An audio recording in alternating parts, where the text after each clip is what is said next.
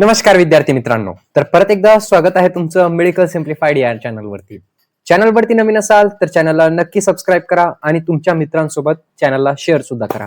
आज आपण या व्हिडिओमध्ये BAMS फर्स्ट इयरचं संस्कृत पेपर 2 चं जे पेपर 2 आहे त्याचं वन शॉट बघणार आहोत. आणि या जेवढं मी शिकवणार त्याच्यामधून 100च्या 100 मार्काचं पेपर MCQ असो किंवा SAQ असो किंवा LAQ असो सरळ सरळ तुम्हाला दिसणार आहे पेपरमध्ये. तर व्हिडिओच्या शेवटपर्यंत बघा, कारण तुम्हाला त्याच्यामध्ये क्लॅरिटी आली पाहिजे. याच्यामध्ये आयुर्वेद इतिहास मी घेतलेला नाही.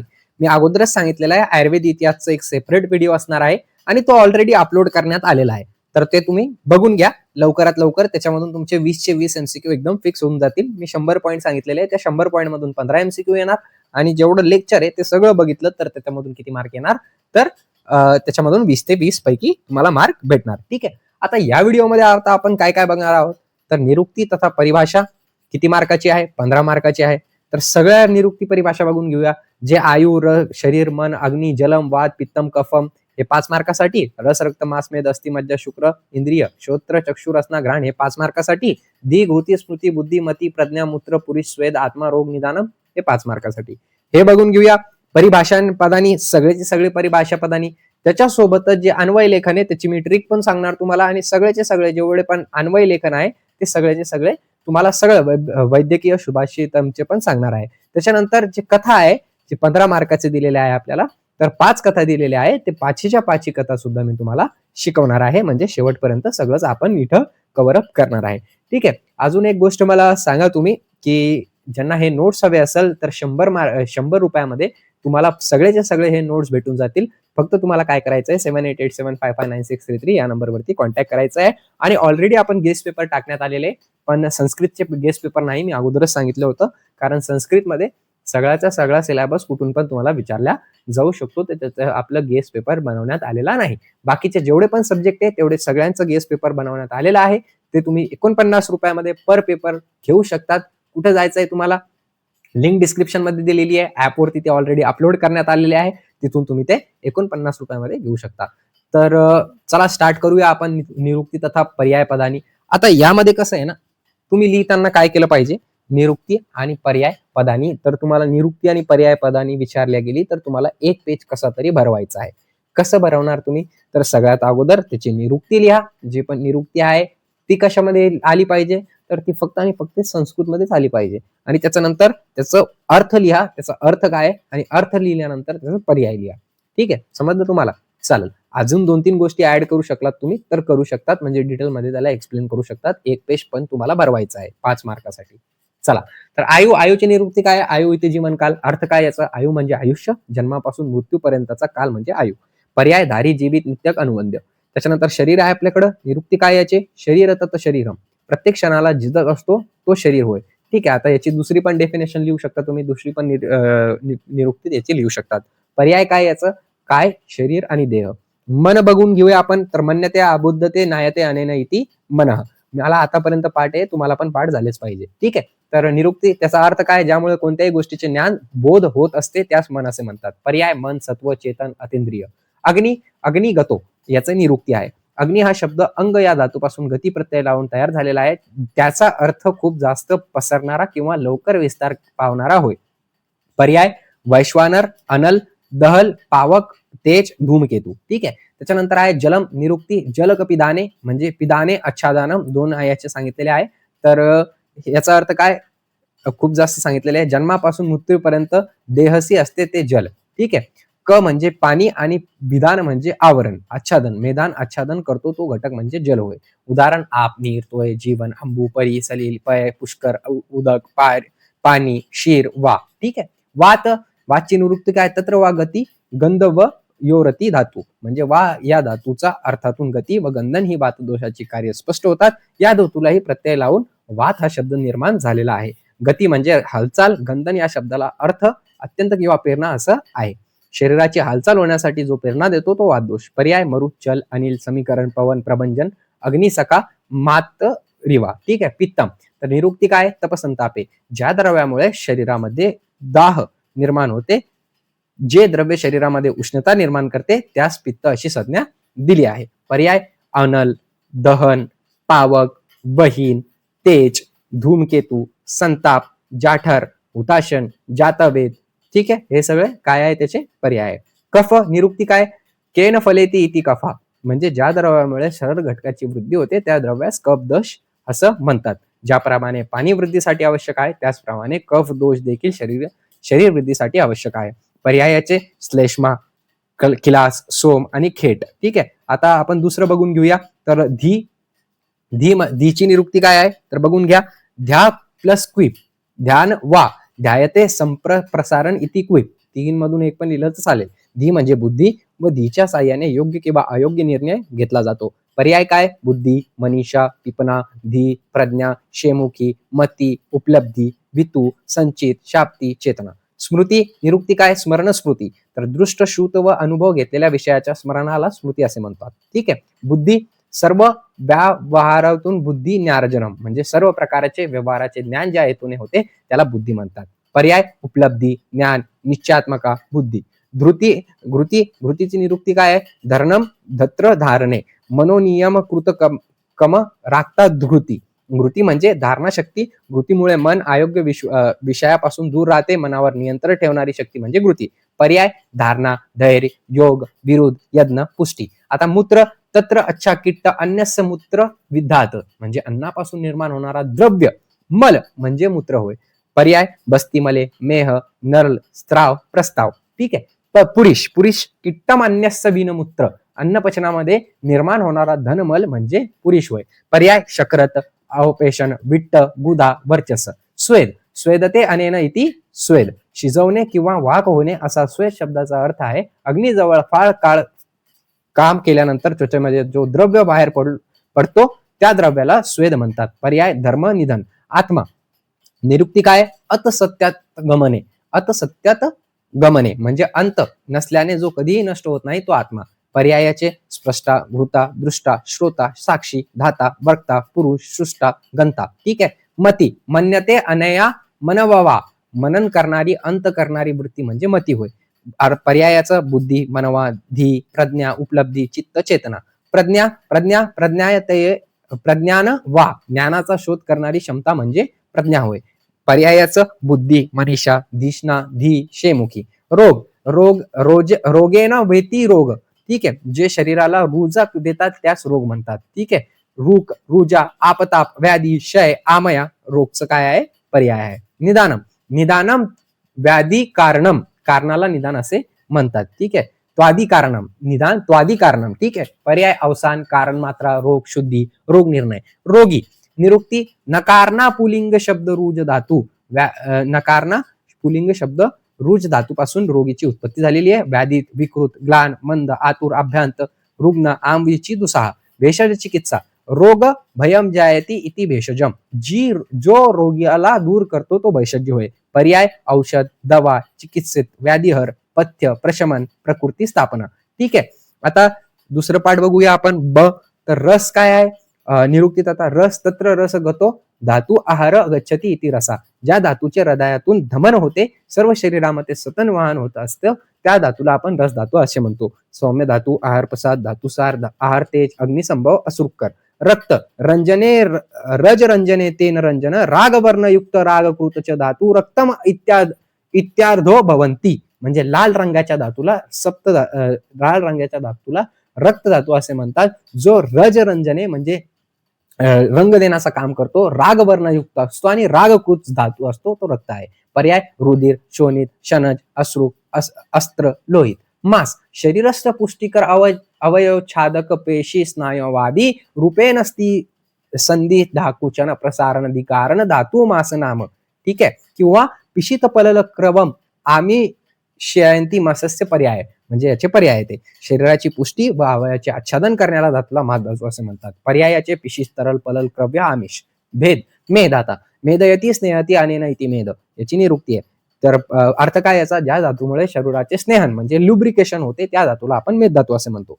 पर्याय मासज, मास्तेज, अस्थिकृत, वपा, वसा. ठीक आहे. अस्ति, मेदोयक्त्वानि पक्व वायुना चाती शोणितम तद्वस्ती संज्ञा लाभते ससारस वगैरे, म्हणजे अस्यते क्षीणता इति अस्ति, याचं दुसरी निवृत्ती अशी आहे. अस्यते शीताते इति अस्ति, म्हणजे ज्याला फेकून दिले जाते व जे शरीरात जे टिकून राहत असते किंवा जे शरीरात शेवटपर्यंत टिकून राहते त्या धातूला काय म्हणतो आपण? अस्थि असे म्हणत असतो. केकस कुल्य मेदोज मेदोते सार कर पर्यायाचे मज्जा मज्जानी अस्तिषु इति वा पोषण प्लीहन क्लेदन स्नेहन मृदुय आणि मज्जानी अत्यादी. जो धातू शरीरामध्ये अस्थिच्या आत बुडलेला असल्याने डीपली सिच्युएटेड आहे अशा धातूला मज्जा धातू म्हणतात. पर्यायाचं अस्थिस्नेह, अस्थिसंभव, शुक्रुक्कल, विमंजन, सार. त्याच्यानंतर शुक्र मज्जाजात धातू मेदो अस्ति तदो मज्जा मज्जात शुक्रस्य संभव. मज्जा धातू नंतर निर्माण होणारा धातू शुक्र धातू असे म्हणतात. याचे पर्याय निर्मल, मज्जा, संबोधभाव, वीर्य, किट्टवर्जित, आनंद प्रभाव, रेतस, पुरुषम, बीज, तेज, पुसत्व. आता याच्यानंतर ज्ञानेंद्रिय. तर ज्ञानेंद्रिय किती आहे आपले? तर 5 आहेत. तर याची निरुक्ती बघून घेऊया. इंद्रो ही शरीर परमेश्वर यावन आत्मा चेतना धातू पर्याय तस्य इंद्रिय रूप दर्शने साधन करण वा इति. शरीरामध्ये चेतनाचे प्रतीक म्हणजे आत्मा असून आत्मालाच इंद्र ज्ञानेंद्रिय साधन व करण असे पर्याय आहेत. इंद्र हा शब्द आत्म्याचा पर्याय असून ज्यामुळे आत्मज्ञान होतो त्यांना इंद्रिय किंवा ज्ञानेंद्रिय असं आपण म्हणू शकतो. तर ज्ञानेंद्रिय किती प्रकारचे आहे? तर 5 प्रकारचे आहे. कोणते कोणते? तत्र चक्षु श्रोत्र घ्राण रसन स्पर्शेंद्रिय पंचेंद्रियानी. आत्म्याला ज्ञान करून देणारी 5 ज्ञानेंद्रिय कोणती कोणती? श्रोतेंद्रिय, स्पर्शेंद्रिय, चक्षुरेंद्रिय, रसनेंद्रिय आणि घ्राणेंद्रिय. श्रोतेंद्रिय म्हणजे काय? ज्या ज्ञानेंद्रियामुळे शब्दाचे ज्ञान होते, ज्या ज्ञानेंद्रियाचे श्रोत्र हे अधिष्ठान आहे त्या श्रोतेंद्रिय असं म्हणतात. स्पर्श ज्ञानेंद्रिय काय?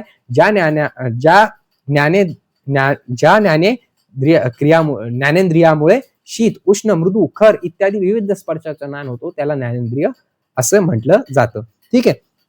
त्याच्यानंतर चक्षुरेंद्रिय ज्या इंद्रियामुळे दृष्टी ज्ञान होते त्या ज्ञानेंद्रियाला चक्षुरेंद्रिय असं म्हणतात. रसनेंद्रिय तर ज्या ज्ञानेंद्रियामुळे पदार्थाचे मधुर, आम्ल, लवण, कडू, तिक्त, कषाय रसाचे चव ज्ञान मनुष्याला होते त्या ज्ञानेंद्रियाला रसनेंद्रिय असे म्हटले आहे. घ्राणेंद्रिय ज्या ज्ञानेंद्रियाद्वारे आपल्याला वेगवेगळ्या गंधाचे ज्ञान होते व ज्या ज्ञानेंद्रियाचे घ्राण हा अवयव अधिष्ठान आहे त्या ज्ञानेंद्रियाचे घ्राणेंद्रिय असं आपण म्हणू शकतो. आता घ्राणेंद्रियाची उत्पत्ती काय? सगळ्यांची उत्पत्ती सेम आहे. निरुक्ती सेम आहे, फक्त एक एक वर्ड चेंज केलेला आहे. तर बघा, गंध ग्राहक इंद्रिय घ्राणेंद्रिय उच्चते, म्हणजे गंध ग्राहक इंद्रिय घ्राणेंद्रिय उच्चते. वरती मी एक्सप्लेन केलं त्याचा अर्थ. आता याचं काय करणार आपण? फक्त निरुक्ती आणि पर्याय बघणार आहोत. तर याचे पर्याय काय? घ्राणेंद्रियचे गंधेंद्रिय. ठीक आहे. रसनेंद्रियचं पर्याय काय असेल? तर रसग्राहक इंद्रिय रसनेंद्रिय उच्चते. ठीक आहे. आता रूपेंद्रियचं काय? रूपग्राहक इंद्रिय रसनेंद्रिय उच्चते, म्हणजे याला रूपग्राहक सुद्धा आपण म्हणू शकतो. स्पर्शनेंद्रियचं निरुक्ती काय? स्पर्शग्राहक. बघा, सगळ्यामध्ये पहिले अगोदर सारखंच दिलेलं आहे. इंद्रिय स्पर्श ज्ञानेंद्रिय उच्चते. त्वगेंद्रिय सुद्धा आपण स्पर्श ज्ञानेंद्रिय म्हणू शकतो, म्हणजे त्वचा. ठीक आहे. श्रोतेंद्रिय शब्दग्राहक इंद्रिय श्रोतेंद्रिय उच्चते, याला काय म्हणू शकतो आपण? श्रवणेंद्रिय सुद्धा आपण म्हणू शकतो. चालेल. आता याच्यानंतरचा टॉपिक, याच्यानंतर आता आपण परिभाषा पदानी बघणार आहोत, म्हणजे परिभाषा बघणार आहोत. तर परिभाषामध्ये काय करायचंय? पहिले परिभाषा लिहायची त्याची, नंतर त्याचं एक्सप्लेनेशन आपल्याला डिटेलमध्ये थोडंफार लिहायचंय. ठीक आहे. समजलं तुम्हाला हे? ओके. 20 मार्काचा आहे. 20 मार्कचे 20 मार्क इथूनच येणार, तर एकदम शार्प करून घ्या हे. ठीक आहे. जेणेकरून 20 मार्क पैकी कमीत कमी आपल्याला 15 ते 17 मार्क आले पाहिजे. चालेल. ओके. तर आयुष्यवेद आयुर्वेदा जीवनाविषयाचे शास्त्र म्हणजे आयुर्वेद. हिताहितम सुखम दुःखम आयुष्यतस्य हिताहितम मानस्य तच्च यत्रोक्तम आयुर्वेदस्य उच्यते. ठीक आहे. परिभाषा पदानी जर का 5 मार्कासाठी आलं, एकच प्रश्न आहे, तर 1.5 पेज कसे तरी भरा. ठीक आहे. म्हणजे त्याच्याबद्दल डिटेल लिहा. ओके. चालेल. समजलं तुम्हाला माझं बोलण्याचा अर्थ? हितकर आयु, अहितकर आयु, सुखकर आयु, दुःखकर आयु हा 4 प्रकारच्या आयुसाठी हित व अहित बाबतचे मान, प्रमाण आणि आयु बद्दलचे स्वरूप ज्या शास्त्रात वर्णित आहे त्याला आयुर्वेद म्हणतात. समजलं? ओके. पंचमहाभूतानी, आता याला पण एलिबोरेट करू शकता तुम्ही. हितकर आयु काय, अहितकर आयु काय, सुखकर आयु काय, अहितकर दुःखकर आयु काय. ठीक आहे. म्हणजे इलॅबोरेट करा तुमच्या लँग्वेज मध्ये. चालेल. ओके. पंचमहाभूतानी आता पंचमहाभूत काय आहे? तर महंती भूतानी महाभूतानी. महान भूताला महाभूत म्हणतात. महंत हे भूताचे विशेषण लावल्यामुळे किंवा महत्व स्थूलत्व आल्यामुळे यांना महाभूत म्हणतात. पृथ्वी, जल, तेज, वायू व आकाश हे पंचमहाभूत आहे. आता पृथ्वी बद्दल थोडं एक्सप्लेन करा, 3-4 लाईन. जल बद्दल एक्सप्लेन करा. समजत आहे ना माझं बोलणं? त्याच्याबद्दल जर का एखादा श्लोक येत असेल ते टाकून द्या. ओके. चालेल. त्रिगुणम, त्रिगुणम काय आता, त्रिविध खलु सत्व शुद्ध खाज ताश्रम इति, म्हणजे सत्व रज व तम हे त्रिगुण आहेत. सत्व चांगल्या गोष्टीवर विश्वास असणारा, रज अयोग्य गोष्टीवर विद्धी, तम आळशी दुःखी मनुष्य. ठीक आहे, आता याचे पण इलॅबोरेशन करू शकता तुम्ही. दोष, दूषयंती इति दोषा. ओके, ज्यांचा दूषित करण्याचा स्वभाव आहे त्यांना दोष म्हणतात. धातू अमलांना दुष्ट करण्याचे सामर्थ्य व्यक्त दोषामध्येच असते. ठीक आहे, म्हणजे वात पित्त कफ असं सांगितलेलं आहे आणि सुश्रुतांनी रक्त सुद्धा सांगितलेलं आहे दोषामध्ये. तर याला एक्सप्लेन करा जेवढं करता आलं तेवढं. मला मी केलेलं आहे, अगोदरच सांगितलेलं आहे, मी सांगतच आहे तुम्हाला काय एक्सप्लेन करायचंय, तुम्हाला तेच एक्सप्लेन करायचंय आणि तुमच्या भाषेत तुम्ही एक्सप्लेन करू शकता. इंग्रजीत करायचं इंग्रजीत करा, मराठीत करायचं मराठीत करा, हिंदीत करायचं हिंदीत करा. ओके, मला बघून घेऊया. मलनीकरणात मला इति मला. ठीक आहे, मलनीकरणात इति मला. जे शरीरामध्ये साठलेले असतात, शरीराला मलिन करतात, त्यांना मल म्हणतात. पुरुष मूत्र स्वेद ही स्थूल मलद्रव्य आहेत. आता वरतीच आपण पुरुष मूत्र स्वेदची निरुक्ती बघितली, ते लिहून द्या, है का नाही. दुष्यम, दुष्यम म्हणजे शरीर धारणात धातव, जे शरीराचे धारण करतात, ज्यांना त्यांना धातू असे म्हटले आहे, ते जे वातादी दोषाकडून दुष्ट होतात, म्हणजे धातूच दुष्ट होतात ना, धातू आणि मल हे दृष्ट होतात, तर त्याला दुष्यम म्हटलेलं आहे. ठीक आहे, मल दोषामुळे दृष्ट होतात म्हणून त्यांना दुष्ट असे म्हटलेलं आहे. चालेल.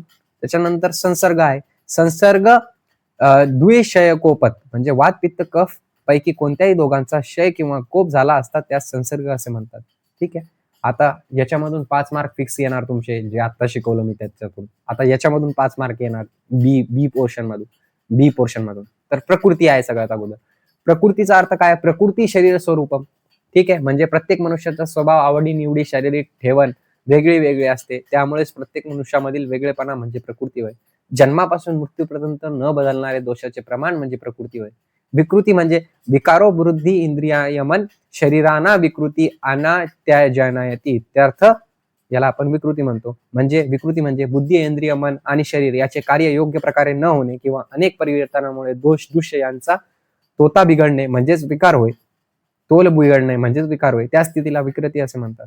ओके, त्याच्यानंतर दोषगती. व्हॉट इज दोषगती, तर स्थानश्च वृद्धिश्च दोषाना त्रिविधा गती, उद्भ्रश्च तिर्यक्ष विज्ञाना त्रिवादा अपरा, म्हणजे दोषाच्या वृद्धीच्या या अवस्थांना दोषगती असे म्हटले आहे. दोष जशी गती करतात, दोषाची गतीचे प्रकार 3 आहेत, उद्व, अधोग व तिर्य. ठीक आहे, समजलं. चालेल. कार्यकारण भाव, तर कार्यकारण भाव काय, तर प्रोबेबल क्वेश्चन येऊ शकतो हा कार्यकारण भाव वरती. कार्य नियत पूर्वती कारणम, कार्याच्या उत्पत्तीपूर्व जो निश्चित रूपाने राहतो, अर्थात कार्यपूर्वी जे नियमाने असते ते कारण होय. ठीक आहे, याला कारण कार्य भाव म्हणतात आपण. ठीक आहे, आपण बघून घेऊया एकदा. ओके, चालेल. चला नेक्स्ट 1 मिनिट. हे बघा, हे एवढे बघणार आहे आपण सगळे. आता आपण हे काय मला दुष्यम हे सगळं बघितलेलं आहे, तर हे सगळंच बघणार आहे आपण, एक पण नाही सोडणार आहे असं. ओके, एवढे 20 मार्कासाठी आहे. चालेल. आता स्त्रोत, स्त्रवणाचं स्त्रोतांशी म्हणजे काय, रसादी धातूचे स्त्रवण ज्यामधून होते त्यांना स्त्रोतस म्हणतात. ज्यांचे मलास्थानाचे पोकळे आहे, तसेच ज्यामधून पदार्थाचे वहन होते, अशा पोकळ शरीर घटकांना स्त्रोतस म्हणतात. इलॅबोरेट करू शकता, नक्कीच करू शकता. त्याच्यानंतर कोष्ठ, तर स्थानश्च आमपक्वाना मूत्रस्य रुधिरस्य च हृदय उंडुक फुफ्फुसच कोष्ठ इत्यादी ध्येयते, म्हणजे आमाशय, पक्वाशय, मूत्राशय, रक्ताशय म्हणजे यकृत आणि प्लीहा, हृदय, उंडुक, फुफ्फुस इत्यादी अवयव ज्यामध्ये स्थित आहे त्यास कोष्ठ असे म्हणतात. कोष्ठ याचा अर्थ पोकळी असा होतो, पेटी असा होतो. ठीक आहे, चालेल. पुढे बघूया आपण आता. विरुद्ध आहार काय आहे, तर विरुद्धम अपि चहारे विधाविषी गौरवम, ज्या आहारामुळे किंवा औषधी द्रव्यामुळे दोष आपल्या रचनातून विचलित होतात परंतु ते शरीराबाहेर काढले जात नाहीत, अशी सर्व द्रव्य अहितकर असतात. विरुद्ध भोजनात सुद्धा विषाप्रमाणे किंवा गर विषाप्रमाणे कालांतर प्राणहार असते. कालांतर प्राणहार म्हणजे सध्या प्राणहार ते नाहीये, पण ते कसे आहे कालांतर प्राणहार, म्हणजे लगेच मृत्यू येतो का, तर नाही, पण काही काळानंतर जर का विरुद्ध आहारची चिकित्सा नाही झाली तर नक्कीच काय येऊ शकतं, आपल्याला मृत्यू येऊ शकतो. विदायती यद अमलोद्गार दाह तृष्णा प्रकृती निर्दय कृष्यात पाक मूप गुच्छती तब्द दाही, म्हणजे असे पदार्थ जे आंबट, ढेकार, दाह, तृष्णा इत्यादी उत्पन्न करून पचनात जड असतात त्यांना विदाई असे म्हणतात. ठीक आहे, विधाईचे मला प्रॉब्लेम आहे. चालेल, आत्ताच बघितलं असेल तुम्ही. विष्टब्दी, विष्टब्दी म्हणजे विष्टब्दो गुडगुडा शब्द. गुडगुड शब्दाला विष्टब्द असे म्हणतात. विष्टब्दी द्रव्य कोष्टमध्ये अधिक वाद उत्पन्न करून आद्यमान इत्यादी उत्पन्न करतात. सात्म्यत, सात्म्यन नाम तद यदा आत्मन पश्यते, आपल्या शरीराला जे हितकर असते वा व वा होते व त्याला सात्म्य म्हणतात. सात्म्य म्हणजे उपशय. ठीक आहे, उपशय म्हणजे जे शरीरात जाऊन कोणत्या पण व्याधीला, दोषाला शमन करण्याचं कार्य करते, त्याला सात्म्य म्हणतात. ओक सात्म्य काय आहे तर उपशते यदो चिंत्यादोक सात्म्यात सात्म्याय तद उच्चते, नित्य उपयोगात असल्याने सवयीचे झाल्यामुळे जे शरीराला घातक होत नाही व शरीरानुकूल होते आणि हितकर ठरू शकते त्याला ओक सात्म्य असं म्हणतात. देश सात्म्य काय आहे तर देशा नामा मायना च विपरीत गुणगुणे, म्हणजे आयुर्वेद शास्त्रामधील विद्वान देश गुण विपरीत गुणाचे भोजन पदार्थ तसेच देश गुण विपरीत मुलाचे व्यायाम इत्यादी विहाराला देश सात्म्य म्हणतात. म्हणजे देश सात्म्याचा अर्थ सरळ सरळ काय आहे की जर का आपण एखादा देशामध्ये राहत आहे तर त्या देशाचं जे गुण आहे, जे म्हणजे थंड आहे, उष्ण आहे आणि थंड आहे, तर त्या देशामध्ये आपण उष्ण पदार्थाचं सेवन केलं पाहिजे. ज्या समजा एका देशामध्ये आपण राहत आहे, त्या देशाचं काय आहे की उष्ण गुण आहे, त्याच्यामध्ये उष्णता आहे, तीक्ष्णता आहे, त्याच्यासोबत वृक्षता आहे, तर तिथं काय केलं पाहिजे आपण तर शीत, स्निग्ध असे पदार्थ खाल्ले पाहिजे, आहे का नाही. उदाहरण देत आहे मी तुम्हाला. आणि जर का आपण शीत जागेवर राहते तर उष्ण, तीक्ष्ण असे पदार्थ खायला पाहिजे, आहे का नाही. समजलं. ओके. अद्यशमन, मात्रेपेक्षा अधिक भोजन करणे म्हणजे अद्यशमन होय, है ना. त्याच्यानंतर स्थानी म्हणजे आमाशय कफ, जेवल्यानंतर न पचता, एक मिनिट, अध्यशयन म्हणजे मात्रेपेक्षा अधिक भोजन करणे होय, आणि अध्यशमन म्हणजे जेवल्यानंतर न पचता त्यावरून पूर्ण भोजन करणे म्हणजे अध्यशन होय. ठीक आहे, समजलं तुम्हाला. ओके, चालेल. स्थायी म्हणजे स्थावर राहण्यास स्थानी असे म्हणतात. उदाहरण आमाशय कफचे स्थान आहे, कफ आमाशयाना स्थानी आहे. योगवायू म्हणजे योगवायूवर वायू संयोगावायूनस्तीकृत. ठीक आहे, समजलं. ओके. पथ्यम व अपथ्यम, पथ्य पथ्योमनपित यच उत्तक मनस प्रियम यच प्रियामा पथ्य च नियत तत्म लक्षयेत, मात्रा काल क्रिया भूमी देह दोष गुणांतरम प्राप्य तदाती दृश्यते ते भावस्तता तथा. ज्या आहाराची द्रव्य आणि विहार शरीर स्तोत्रासाठी अहितकर नसतील आणि मनालाही प्रिय असतील, म्हणजे शरीर व मन या दोघांनाही हितकर असणाऱ्या आहार विहारादिकांना पथ्य म्हणतात. या उलट ज्या आहार विहार स्तोत्रासाठी व मनासाठी अहितकर असतो त्याला अपथ्य असं म्हणतात. कृतान्वर्ग, पक्व अन्नाला कृतान्न असे म्हणतात आणि पक्व अन्नाला वर्गाला कृतान्न वर्ग असे म्हणतात. अवस्थापाक, तर अवस्थापाक म्हणजे आहाराचे पचन होत असताना अन्नाला अवस्थामधून जावे लागते, त्याला अवस्थापाक असे म्हणतात, है ना. कटू, मधुर, आम्ल अवस्थापाक असते, 3 प्रकारचे, त्याच्यानुसार लिहून घ्या. वेग, आता वेग काय, प्रवृत्त मुखत्व मूत्र पुरुषे दिनाम, मूत्र पुरुष इत्यादीचा प्रवृत्तीचा उन्मत्खत्व म्हणजे वेग होय. उन्मुत्खत्व म्हणजे काय, जे बाहेर पडतात त्याला उन्मुत्खत्व असं म्हणतात. ठीक आहे. शोधन, यदि अरेत बही दोषाना पंचदा शोधन चतत निरो वमन काय शीशे रोको अत्र विरुती, ज्या दोषांना शरीराबाहेर काढते ते शोधन होय. त्याचे 5 प्रकार आहे. निरोबस्ती, वमन, विरेचन, नस्य व रक्तमोक्षण. ठीक आहे. शमन, न शोधयती यद दोगान सम्मान धीरेयती समीकरोती विषमान शमन तच्च सप्तता, म्हणजे दोषाचे शमन करीत नाही व साम दोषाचा उत्क्लेश करत नाही, पण विषम दोषांना समान करते ते शमन होय. त्याचे 7 प्रकारचे आहे. पाचन दीपन, क्षुधा, तृष्णा, वायम, आतप सेवन आणि मारुत सेवन, हे शमनाचे प्रकार आहे. ठीक आहे. ब्रहण यत ब्राह्वा देहस्य, देहाची पुष्टी किंवा वृद्धी करणारे ते ब्रहण होय. अनुपान, तर अनुपश्चात पियते इत्य अनुपानम, भोजनानंतर किंवा खाल्ल्यानंतर जे पिण्याचे पेय पदार्थ असतात त्यास अनुपान असे म्हणतात. मंडपेय, विलेपी, वयावागू. ठीक आहे, अनुपानचा प्रकार. आता द्रव्य, व्हॉट इज द्रव्य, तर यत्र आश्रिता कर्मगुणाकरणम समवायी यततत द्रव्यम, ज्यात कर्म व गुण समवाय संबंधाने याचित आहेत, जो समवायी कारण आहे, अर्थात जो द्रव्याचे कार्य द्रव्य गुण कर्म समवायिक आहे त्याला द्रव्य म्हणतात. गुण समवायीतून चेष्ट कारणम गुणम, ज्या द्रव्यात आदेश आश्रित राहतो, चेष्टा रहित आहे, गुणरहित आहे व स्वसमान गुणाच्या उत्पत्तीत कारणीभूत असमवायी आहे, त्याला गुण म्हणतात. आपण हे अगोदरच बघितलं. चक्र प्राणींनी प्रयत्न आपले प्रथम कर्मच आहे, आदी शब्द प्रकारची आहे. यात संस्कारादी कर्माचे सर्व क्रियेच्या वापराचा समावेश होतो. कार्यनिमित्त केल्या गेलेली चेष्टा किंवा व्यापार म्हणजे प्रवृत्ती होय. प्रवृत्तीच्या चेष्टा किंवा कर्म, आता हे कर्मची डेफिनेशन सांगते मी तुम्हाला. यज्ञ प्रयत्न व कर्म समारंभ हे पर्याय आहेत या प्रकारचे प्रयत्नादी चेष्टिते कर्म. प्रयत्नादी चेष्टिते कर्म म्हणजे आताच कर्माबद्दल एक्सप्लेन केलं मी. नाव सामान्य, सामान्य एकत्वत कर्म तुल्यार्थ ही सामान्य, एकदम सेपरेट चॅप्टर बघितला आपण पदार्थ विज्ञान मध्ये.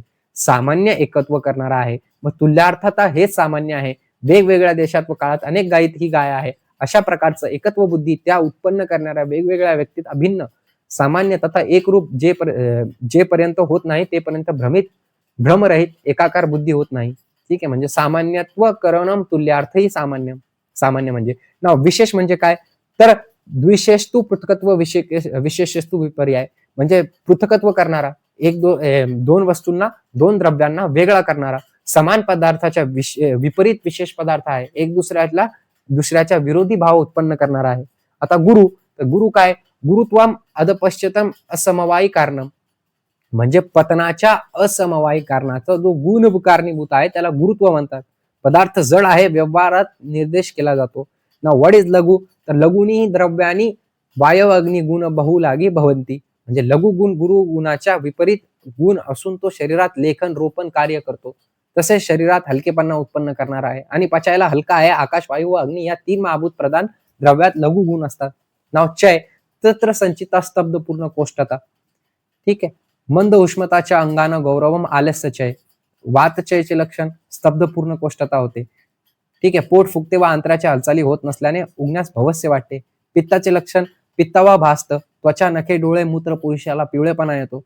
कफसचे लक्षण मंद उष्मता व अंगगौरव, थंडी वाजणे, शरीर जड होणे, याला चय म्हणतो आपण. चय म्हणजे अधिक वाढणे. प्रकोप म्हणजे तेषा प्रकोपत कोष्ठदोत संचारण, अम्लिका पिपासा परिदाह, अन्न द्वेष, हृदय उत्क्लेश जायंते, तत्र द्विधा क्रियाकाल. ठीक आहे, आता प्रकोपचा अर्थ काय, तर वात प्रकोप झाला तर काय होणार, कोष्ठतोन होणार, वात संचरण होणार. पित्त प्रकोप झाला तर पिपासा, सतत ताण लागणार. आम्लस्क म्हणजे आंबट ढेकार येणार. परिदाह, हातपाय, डोळे, आमाशयामधून जळजळ होणार. कफ प्रकोप लक्षणे, कफ प्रकोप झाला तर काय होणार, अन्नद्वेष, हृदय उत्क्लेश म्हणजे मळमळ होणार आणि छातीत जड वाटणार. प्रसर काय, तर एव प्रकुपिताना प्रसरता वायू विमार्ग गमन, आटोप उपशम परिदाह धुमायांती, पित्तस्य अरुचक विपाक अंग साध चर्दी, इति श्लेष्मनो लिंगनी भरवात, तत्र तृतीया क्रियाकाल मध्ये प्रसर आहे. तर वात प्रसरची लक्षणे काय, वायूचे विमार्ग गमन होणे म्हणजे आटोप दिसणे, आपल्याला पोटात वेदना होणे, गुडगुड आवाज येणे. पित्त प्रसरचे लक्षण काय, ओष, चोष, परिदाह, धुमायान म्हणजे सर्व अंगाचा दाह होणे, गरम वाफा निघणे. कफसर लक्षणे म्हणजे कफचं प्रसर झालं तर काय होणार, अरुचक, अविपाक, अंगसाद. ठीक आहे, रुची राहणार नाही, विपाक होणार नाही बरोबर. अंगसाद म्हणजे अंग गळून जाईल, अपचन दिसेल. ठीक आहे, स्थान संश्रयानी कृता भावचनादी प्रबोधकम दोषा कुर्वाती यद किक पूर्व तद्दुच्यते. प्रसर अवस्थेच्या नंतर चौथा क्रियाकाल म्हणजे स्थान संश्रय अवस्था होय. या अवस्थेमध्ये शरीरामध्ये फिरत असलेले दोष, दुर्बलता, धातू, मल किंवा दुर्बल स्रोतसामध्ये काय होतात, आश्रय घेतात व तिथे व्याधी उत्पन्न होण्याची प्रक्रिया सुरू करतात. स्थान संश्रयामध्ये होणारे व्याधी, जर का उदरमध्ये जर का ते जे दोष आहे त्यांनी जर का स्थान संश्रय केला तर उदरव्याधी, अग्निमांद, अतिसार होऊ शकतो. गुदमध्ये जर का त्यांनी जे दोष आहे त्यांनी स्थान संश्रय केला तर पाईल्स म्हणजे अर्श, भगंदर म्हणजे फिस्टुला होण्याचे चान्सेस आहे. सर्व देहमध्ये केला तर ज्वर, सर्व अंग शोध होईल. भेद, आता भेद काय, आता भेद वा तदी लक्षण भेदात भिन्नत्व भेदा. भेद ही षटक्रियकालची शेवटची अवस्था आहे. या अवस्थेमध्ये वादी कोणत्या दोषाचे आधिक्य आहे हे स्पष्ट होते. या अवस्थेमध्ये चिकित्सा केली नाही तर व्याधी असाध्य होते. ठीक आहे, आता रस कोणते कोणते, साधू, आम्ल, लवण, कटू, तिक्त, कषाय, षडद्रव्य अभिधास्ते च यथापूर्व बलवाह. म्हणजे सर्व द्रव्याचे मधुर म्हणजे स्वीट, आम्ल म्हणजे लवण म्हणजे साल्ट, तिक्त म्हणजे तिक्त, कटू म्हणजे बिटर कडू, उष्ण तिखट म्हणजे पंजट, कषाय म्हणजे तुरट. हे 6 रस आहेत. ते पूर्वरूप बलराज आहेत. म्हणजेच कषाय रस सर्वात कमी व मधुर रस सर्वात जास्त बलवान आहे. ठीक आहे. रसनार्थो रस तस्य द्रवमाप क्षितिस्तस्य निर्वातो च विशेष च प्रत्ययात खाद व्यस्त्रय. म्हणजे जीवेच्या अर्थाला रस म्हणतात आणि पृथ्वी हे रसाचे आधार कारण आहेत. रसाच्या अभिव्यक्तीमध्ये जल आणि पृथ्वी कारण आहेत, परंतु वेगवेगळ्या रसाच्या मधुर अम्लादी वेगवेगळ्या उत्पत्तीमध्ये आकाश, वायू आणि अग्नी कारणीभूत आहे. त्याच्यानंतर वीर्य. चर्कस्तु आवीर्य तद क्रियते येत या क्रिया नावर्य कुरते किंचित सर्वा वीर्य कृता ही सा. चर्काच्या मतानुसार ज्याने जी क्रिया केली जाते तेच वीर्य होय. वीर्याशिवाय कोणतेही कार्य होत नाही. सर्व क्रिया वीर्याने शक्तीनेच होतात, म्हणजे पोटेन्सीनेच होतात. उष्ण शीत गुणो उत्कर्षात तत्र वीर्य द्विधा स्मृतम. वीर्याचे 2 प्रकार आहे, एक उष्ण आणि एक शीत. उष्ण भ्रमतृष्णा ग्लानी वात कफ शमन करतो. शीत प्रसन्नता, जीवन आणि अवरोध आणतो. विपाक काय आहे आता? जठेर अग्निना योगात यात उदेती रस तरम रसाना परिणाम अंतस विपाक इति स्मृतम. जठार अग्नीच्या संयोगाने द्रव्याच्या रसाचे परिवर्तन होऊन दुसरा रस बनतो, या क्रियेला विपाक म्हणतात. विशेष रूपाने पाक होणे म्हणजेच विपाक होय. समजलं विपाकचा अर्थ? त्रिधा विपाको द्रव्य साधू कटू साधू आम्ल कटुकात्मक. विपाकाचे 3 प्रकार आहे. कोणते कोणते? साधू, आम्ल आणि कटू. ठीक आहे. कटू, तिक्त व कषाय द्रव्य कटू विपाकचे असतात. मधुर व लवण रस मधुर विपाकाचे असतात आणि आम्ल रस हे आम्ल विपाकाचा असतो. समजलं तुम्हाला हे?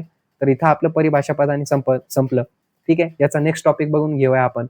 आता आपण अन्वय स्टार्ट करत आहे आणि एक गोष्ट तुम्हाला नक्की सांगू इच्छितो मी, की अन्वयमध्ये एकच ट्रिक आहे की तुम्ही याला पाठ करा. नाही पाठ झालं तर थोडेफार शब्द इकडं तिकडं करा. पाठ करायचा याला प्रयत्न नका करू. समजून घ्यायचा याला प्रयत्न करा.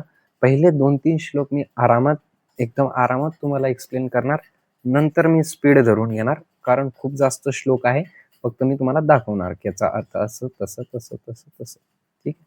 आता याच्यामध्ये एक गोष्ट लक्षात ठेवणं अत्यंत गरजेची, की तुम्हाला या कोणता पण अन्वय विचारला तर अन्वय हे 30 मार्कासाठी आहे. किती मार्कासाठी आहे? तर 30 मार्कासाठी आहे. दाखवू का तुम्हाला? हे बघा 30 मार्कासाठी. ठीक. बघितलं? तर ए पार्ट 10 मार्कासाठी, बी पार्ट 10 मार्कासाठी आणि सी पार्ट 10 मार्कासाठी. असं पण डिव्हिजन केलं आपण तर चालेल. ठीक आहे. तर एक एक गोष्टी लक्षपूर्वक बघा. मी तुम्हाला पहिले 2-3 श्लोक समजवून सांगणार की असं असं करायचं आहे आपल्याला. नंतर मी फास्ट मध्ये फक्त रिव्हिजन टाईप घेणार इथं. ठीक आहे. कारण जर का सगळे श्लोक मी एक श्लोक तुम्हाला पदच्छेद, अन्वय, अर्थ सांगणारच मी, ते काही हरकत नाही, सांगणार मी. पण एक्सप्लेन फक्त 2 ते 3 श्लोक करणार अगोदरचे. Is it clear? तुम्हाला करायचं काय आहे? लक्षात घ्या, ऐका माझी गोष्ट काय बोलत आहे मी. फक्त आहे ना डोक्यात तुम्ही घालवा ते की कसं आहे, म्हणजे तुमचं रिव्हिजन पण मी सगळे सांगत आहे. तर एकदा तुम्ही मांग पुढं पण केलं ना तर चालेल, काही हरकत नाही. फक्त श्लोकला मागं पुढं करायचंय तुम्हाला अन्वयमध्ये, आणि पदच्छेद मध्ये पण तेच करायचंय. ओके. फक्त अस्तु तस्मे असं काहीतरी टाकायचं आहे. ओके. फक्त शब्दाला तोडायचं आहे. Is it clear to all of you? समजलं? पदच्छेद मध्ये विग्रह करायचं आहे त्यांचं, म्हणजे त्यांना तोडायचं आहे, आणि अन्वयमध्ये त्यांना थोडं जे वर्ड्स असतात ते मागं पुढं करायचे आहे. मी खरं सांगणार, मी पण तेच केलं होतं. सगळे पाठ करण्याची माझी हिंमत बसत नव्हती, कारण खूप आहे ना ते. समजत आहे का तुम्हाला? तर माझी गोष्ट तुम्ही समजत आहे का? ओके. तर तुम्हाला काय काय लिहायचंय? सगळ्यात अगोदर पदच्छेद लिहायचंय, त्याच्यानंतर अन्वय लिहायचंय, त्याचा अर्थ लिहायचंय, आणि शब्दरूप लिहिता आला तर वेल अँड गुड. नाही पण लिहिलं तर काही हरकत नाही, पण दिला असला तर तुम्हाला तो लिहावाच लागेल. ओके. 1 किंवा 2 प्रश्नामध्ये विचारत असतो तो साहजिकपणे. ओके. चालेल, चालू करू फर्स्ट श्लोक. चला. तर फर्स्ट श्लोक आहे आपला आणि पूर्ण श्लोक कंप्लीट करणार आहे इथे मी, एक पण सोडणार नाही. थंबनेल, टायटल, डिस्क्रिप्शन मध्ये दिसलं असेल तुम्हाला 100 मार्कचा पेपर व्हिडिओ मधूनच येणार तर व्हिडिओ मधूनच येणार. मोठे का होत नाही ते तर इथूनच येणार तरी सुद्धा चालेल. ओके. तर रागादीना रोगान सततनानेषु क्षेकान प्रसातान शेषान औस्य क्या मोहार तिदा त्रायन यो अपूर्वी वैधाय नमस्तु तस्मै. याचा पदच्छेद. आता पदच्छेद म्हणजे काय, तर विग्रह करायचा आहे आपल्याला. हा श्लोक दिलेला आहे, तुम्हाला श्लोक दिलेला असणार तिथं, आणि तुम्हाला पदच्छेद, अन्वय, अर्थ आणि शब्दरूप विचारल्या जाऊ शकतं. तर तुम्ही सगळं लिहायचं, जेवढं तुम्हाला येत आहे तेवढं सगळं लिहायचं याबद्दल. ओके.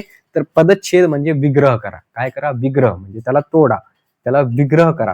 म्हणजे जे जोड शब्द जुळलेली आहे त्याला काय करा, विग्रह करा. आता रागादी रोगानं सतत, ठीक आहे, हे केलं आपण. आता याच्यामध्ये हे तर सेपरेट होते है ना. ता आला होता इथं बघा, ता. तर इथं अनुक्तान अशेषिकाय प्रसूतान अशेषान, हे का नाही. तान शेषकाय म्हणजे अशेकाय असं आपण लिहिलं, प्रसातन शेषान प्रसातान अशेषान टाकलं याच्यामध्ये. औसक्य मोह, आता इथं औसक्य मोहार दिलेलं होतं, तर असक्य मोहार इथं अरतिदान जगान य अपूर्व वैद्याय नम अस्तु, नम अस्तु. इथं काय, नमो अस्तु, नमो अस्तु आहे. तर इथं काय केलं आपण, नम अस्तु तस्मे. समजलं तुम्हाला, चालेल. याचा अन्वय तुम्हाला रटावंच लागेल, हे तुम्हाला बघावंच लागेल, हे परत परत त्याला प्रॅक्टिसच करावं लागेल. लँग्वेज ही सगळ्यात मोठा जो, मी खरं सांगतो, मला कधीच वाटलं नव्हतं मी संस्कृत कधी पण पास होईल. कारण हे असं सब्जेक्ट आहे ना की कळतच नाही डायरेक्ट. कसं तरी पेपर 2 दिलेला आहे त्यांनी, तर त्याच्यामध्ये कशी तरी पासिंग निघते. पण तरी सुद्धा मला लक्षात राहत आणि लगेच मी विसरून जातो कोणती पण गोष्ट. लगेच 2 मिनिटातच विसरून जातो. खरंच सांगत आहे तुम्हाला मी. होत तर सगळ्यांसोबत होतंय. पण आता काय करू शकतो आपण, आता आपल्याला करायचंच आहे ते, है ना. काही करू शकत तर नाही. ऑप्शन बी तर काही आहेच नाही आपल्याकडे. पासिंग तर काढायचीच आपल्याला. तर आपण मेहनत घालू. कसं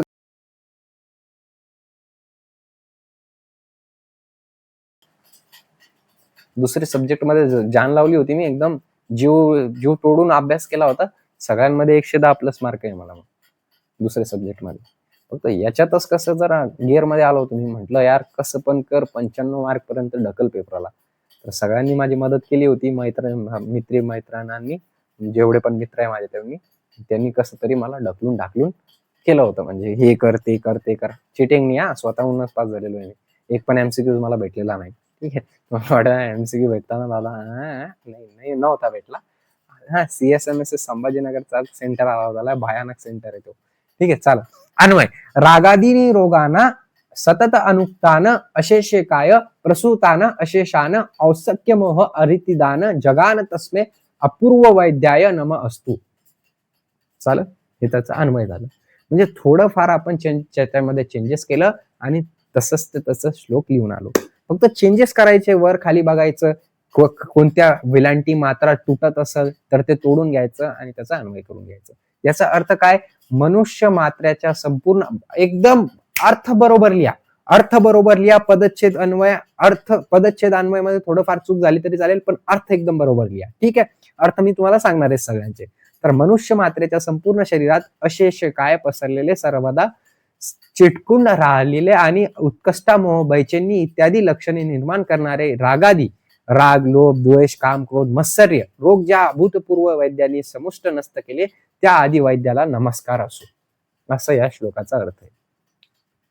म्हणजे ज्या मनुष्यामध्ये संपूर्ण शरीरात पसरलेले, चिटकून राहिलेले आणि उत्कृष्ट मोह, बैचेनी इत्यादी लक्षण निर्माण झालेले होते, जे रागादी होते, राग, लोभ, ईर्ष्या, द्वेष, हे रोग जे होते, त्या रोगाला ज्यांनी नष्ट केले, त्या वैद्याने जे नष्ट केले, त्या वैद्याला नमस्कार आहे, असं यात सांगण्यात आले.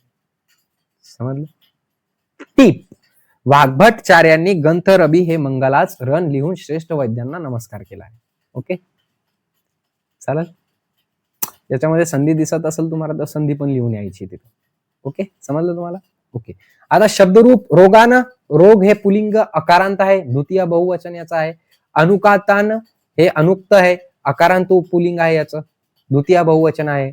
एशकाय, एशकाय काय आहे, एशशान हे काय आहे, एशेन हे काय, अकारांत पुलिंग आहे, याचा द्वितीय एकवचन. ओके, त्याच्यानंतर अरितिदान, अरिति अकारांत पुलिंग आहे, द्वितीय एकवचन. यद पुलिंग सर्वनाम प्रथमा एकवचन. वैद्याय, वैद्य अकारांत पुलिंग चतुर्थी एकवचन आहे. तस्मे तद पुलिंग सर्वनाम चतुर्थी एकवचन आहे याच्यात. ठीक आहे. आता नेक्स्ट आपण श्लोक बघून घेऊया. ठीक आहे. अकारांत उकारांत पुलिंग हे माहित आहे ना तुम्हाला, अकारांत पुलिंग, पुलिंग सर्वनाम माहित आहे ना. चालेल. आता याच्यानंतर अथात आयुष्य कामी अध्याय व्याख्यानाम इति ह सामूय त्रयोदयो महर्षय. पदच्छेद अथात आयुष्य कामी अध्याय व्याख्यायाम इति ह सम स्म आयु अत्रो आत्रदायो महर्षय. आता ते बघा, इथलचं आपण तोडलं, बाकीचं श्लोक सगळं सारखंच आहे. ठीक आहे, चालेल. अन्वय यथा अत्र द महर्ष आयुष्म तथा यथात आयुष्य कामी अध्याय वाक्याचा माहिती. ठीक आहे. आता अन्वयचा अर्थ काय आहे? ऍक्टिव्ह वाईज आणि पॅसिव्ह वाईज. तर वरती जर का ऍक्टिव्ह असेल तर खाली पॅसिव्ह करायचं, खाली पॅसिव्ह असलं तर वरती ऍक्टिव्ह करायचं.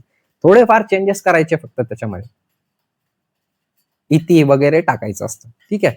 अर्थ याचा, आता यानंतर आयुष्य कामी अध्यायाचे वर्णन करीत आहोत जसे आत्रीय महर्षींनी सांगून ठेवले आहे. ठीक आहे. नेक्स्ट श्लोक आयु कामय मानेन धर्म अर्थ सुख साधनम आयुर्व उपदेशेषु विधय परमादर. पदच्छेद आयु कामय मानेन धर्म अर्थ सुख साधनम. आता हे धर्म अर्थ सुख साधनम एकत्र ठिकाणी केलं होतं, तर आपण काय केलं, त्याला पदच्छेद केलं की धर्म अर्थ सुख साधनम. ठीक आहे. आयुर्वेदस उपदेशेषु. आता आयुर्वेद तो उपदेशेषु है ना, तर आयुर्वेद आणि उपदेशु हे वेगळं केलं. विधय परमादर, तर हे दोन गोष्टी वेगवेगळ्या केल्या आणि जसंच तसं श्लोक लिहिलं. अन्वय धर्म अर्थ सुख साधनम आयु कामय मानेन आयुर्वेद उपदेशु परमादर विधय.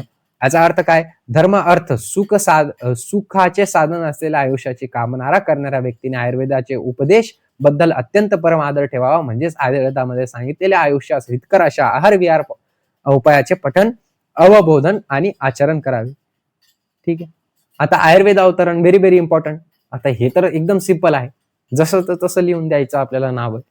तर ब्रह्मा स्मृत आयुष्य वेदो प्रजापती मजग्रहत सौ अश्विनो तो सहस्रात्र सौ पुत्री गाद्यामा मुनीन ते अग्निवेश अधिकास्ते तू पृथकत्व तंत्राणी ते निरे. ठीक. पदच्छेद ब्रह्मा स्मृता आयुष्य वेद प्रजापती अजिग्रहत सौ अश्विनो तो सहस्रास्त्र सौ पुत्री दिकान मुनीन ते अग्निवेशाधिका तू पृथक तंत्राणी ते निरे. समजलं तुम्हाला? पदच्छेद झाला त्याचा. अन्वय ब्रह्मा आयुष्य वेद स्मृता प्रजापती अजिग्रहत स अश्विनो तो अश्विनो सहस्रास्त्र स अत्रिपुतिगादिगान मुनीन अजिग्रहत अग्निवेशाधिका तू ते पृथक तंत्राणी ते निरे. ठीक आहे. फक्त पुढं मागं करायचंय, पुढं मागं करायचंय, म्हणजे तुम्हाला जोड शब्द तोडायचे फक्त याच्यामधले. पदच्छेद मध्ये जोड शब्द तोडायचे. जेवढे पण जोड शब्द आलेले, जेवढे पण मिश्रित शब्द आलेले, त्यांना वेगळं वेगळं पृथक पृथक करून लिहायचंय आणि अन्वयमध्ये थोडेफार इलॅबोरेशन करायचंय. आता अर्थ ब्रह्मदेवाने आयुष्याचे वेदाचे स्मरण करून ते ज्ञान दक्ष प्रजापतींना दिले, दक्ष प्रजापतीने ते ज्ञान अश्विनी कुमारांना दिले, अश्विनी कुमारांनी ते सहस्त्रास्त्र म्हणजे इंद्रियांना दिले, इंद्रियाने ते ज्ञान आत्रेय दिले, आत्रेयांनी मुनींनी त्याच्या अग्निवेशादी शिष्यांना दिले. या ज्ञानाचे ग्रहण करून अग्निवेशादी शिष्यांनी स्वतंत्र ग्रंथाची रचना केली. ठीक आहे. आता अष्टांग हृदय वैशिष्ट्य त्यो अभ्यति विष्कर्निभे प्राय सारतो रचय क्रियते अष्टांग हृदयम नाती संचय विस्तारम. पदच्छेद त्योभ्यो अति विक्रनेभ्य प्राय सारत उच्चय क्रियते अष्टांग हृदय न अति संक्षेप विस्तारम. याचा अर्थ अन्वय काय आहे? पदच्छेद बघितला, अन्वय बघा. तेभ्यो प्राय अति विप्रिकनेभ्य सारात उच्चय न अति संक्षेप न अति विस्तारम अष्टांग हृदय क्रियते. इथं बघा, आहे का नाही, इकडं सगळं वर्ड जे होते ते एकत्रित करण्याला आले होते. ठीक आहे. इथं आपण ते वेगळे वेगळे केले. अर्थ याचं काय? वाग्भट म्हणतात वरील सांगितलेल्या अग्निवेश सुश्रुत आदी आचार्याच्या विस्तृत विषयावर सुंदर अशा ग्रंथातील सार भाग घेऊन आयुर्वेदाचा 8 अंगांना एकत्र करून हा अष्टांग हृदय ग्रंथ न अति संक्षिप्त न अति विस्तृत असा मी निर्माण केला आहे. ठीक आहे. अष्टांग हृदय काल बाल ग्रह उद्रांग शल्य दृष्ट जरा व्रशान अष्टो वंगानी तस्सायु चिकित्सा यशुशंत्रता. जसं तसा श्लोक लिहायचा आहे. फक्त अष्टोअंगानी आहे ना तिथं, अष्टवंगानी ते जोड शब्द त्याला काय करायचं, वेगळं करायचं आणि तस्यायुला तस्य आहू असं करायचं आणि जसं तसं श्लोक पदच्छेद मध्ये लिहून जायचं. अन्वयमध्ये चिकित्सा यशुशंश्रिता. आता जे चिकित्सा यशुशंश्रिता आहे ते वरती टाकून द्यायचं. त्याच्यानंतर तस्य अष्टोअंगानी आहू म्हणजे तस्य अष्टानी अंगा 8 अंग आहे आणि ते कोणते कोणते काय? बालग्रह उद्रांग शल्यद्रष्ट जरा व्रशान. म्हणजे त्या आयुर्वेदाची चिकित्सा ज्या आधारे केली जाते ती 8 अंगा पुढील प्रमाणे आहे. काय, बाल, ग्रह, उद्रांग, शल्य, दुष्टाजरा, प्रशांत. ठीक. दोष संख्या व दोष भेद. वायू पित्त कफ चैती त्रयोदशा समासत विकृत अविकृत देह घ्रांती ते वर्तयंतीच. पदच्छेद कसं होईल याचं, तर वायू पित्त कफ इति त्रयोदशा समासत विकृत अविकृत देह घ्रांती ते वर्तयंतीच. अन्वय कसा होईल याचा, तर समासत वायू पित्त कफ च इति त्रयोदशा विकृत देह घ्रांती अविकृत वर्तयंतीच. अर्थ याचा, संक्षिप्तपणे वात पित्त कफ हे 3 दोष आहेत. ते तिन्ही दोष बिघडल्यास साम्य अवस्था विकृत होते आणि विकृत झाल्यानंतर विकार काय होतो, विकार उत्पन्न होतो. ठीक आहे. दोष स्थान व दोष काल काय आहे, ते व्यापिनो अपि रज्ञाभो अधो मधो उद्रव संशय वायो अहोरात्री भूतात्नाम ते अंत मध्य अति आदि क्रमात. पदच्छेद. ते व्यापिनो अपि हृदय नाभ्य अध मध्य उद्र संश्रय वह अहरात्री भुक्तात्मा ते अंत मध्य आदि क्रमात. आता अन्वय, ते सर्व व्यापीन अपि हृदय नाभ्य अधो मध्य उद्र संचय तवय यह रात्री भुक्ताना अंत मध्य आदि क्रमात. म्हणजे त्रिदोष हे सर्व शरीर भर व्याप्त असले तरी नाभीच्या खाली वातदोष, नाभी आणि हृदय याच्यामधील पित्तदोष आणि हृदयाच्या वरील भागात कफ दोष स्थान आहे. वय, दिवस, रात्र आणि जेवणानंतरचा काळ याच्या शेवटच्या भागामध्ये वात मध्यमध्ये, काळामध्ये पित्त, वात शेवटच्या भागामध्ये, रात्रीच्या शेवटच्या भागामध्ये, मध्य काळामध्ये पित्त आणि सुरुवातीच्या काळामध्ये कफ दोष प्रधान असतो. ठीक आहे, समजलं. ओके, नेक्स्ट बघून घेऊया.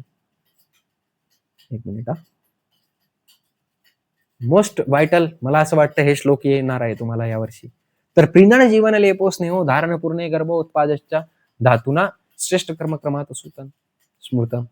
म्हणजे पदच्छेद, प्रीणन जीवन लेपो स्नेहो धारण पूर्णे गर्भ उत्पादच्या धातूना श्रेष्ठ कर्मक्रमात स्मृतम. जसं आहे तसंच लिहायचंय पदच्छेद. फक्त आता अन्वयला प्रीणन जीवन लेपोस धारण स्नेहो पूर्णे गर्भ उत्पादच्या शुक्र कर्म धातूना श्रेष्ठ क्रमात असं करून द्यायचंय.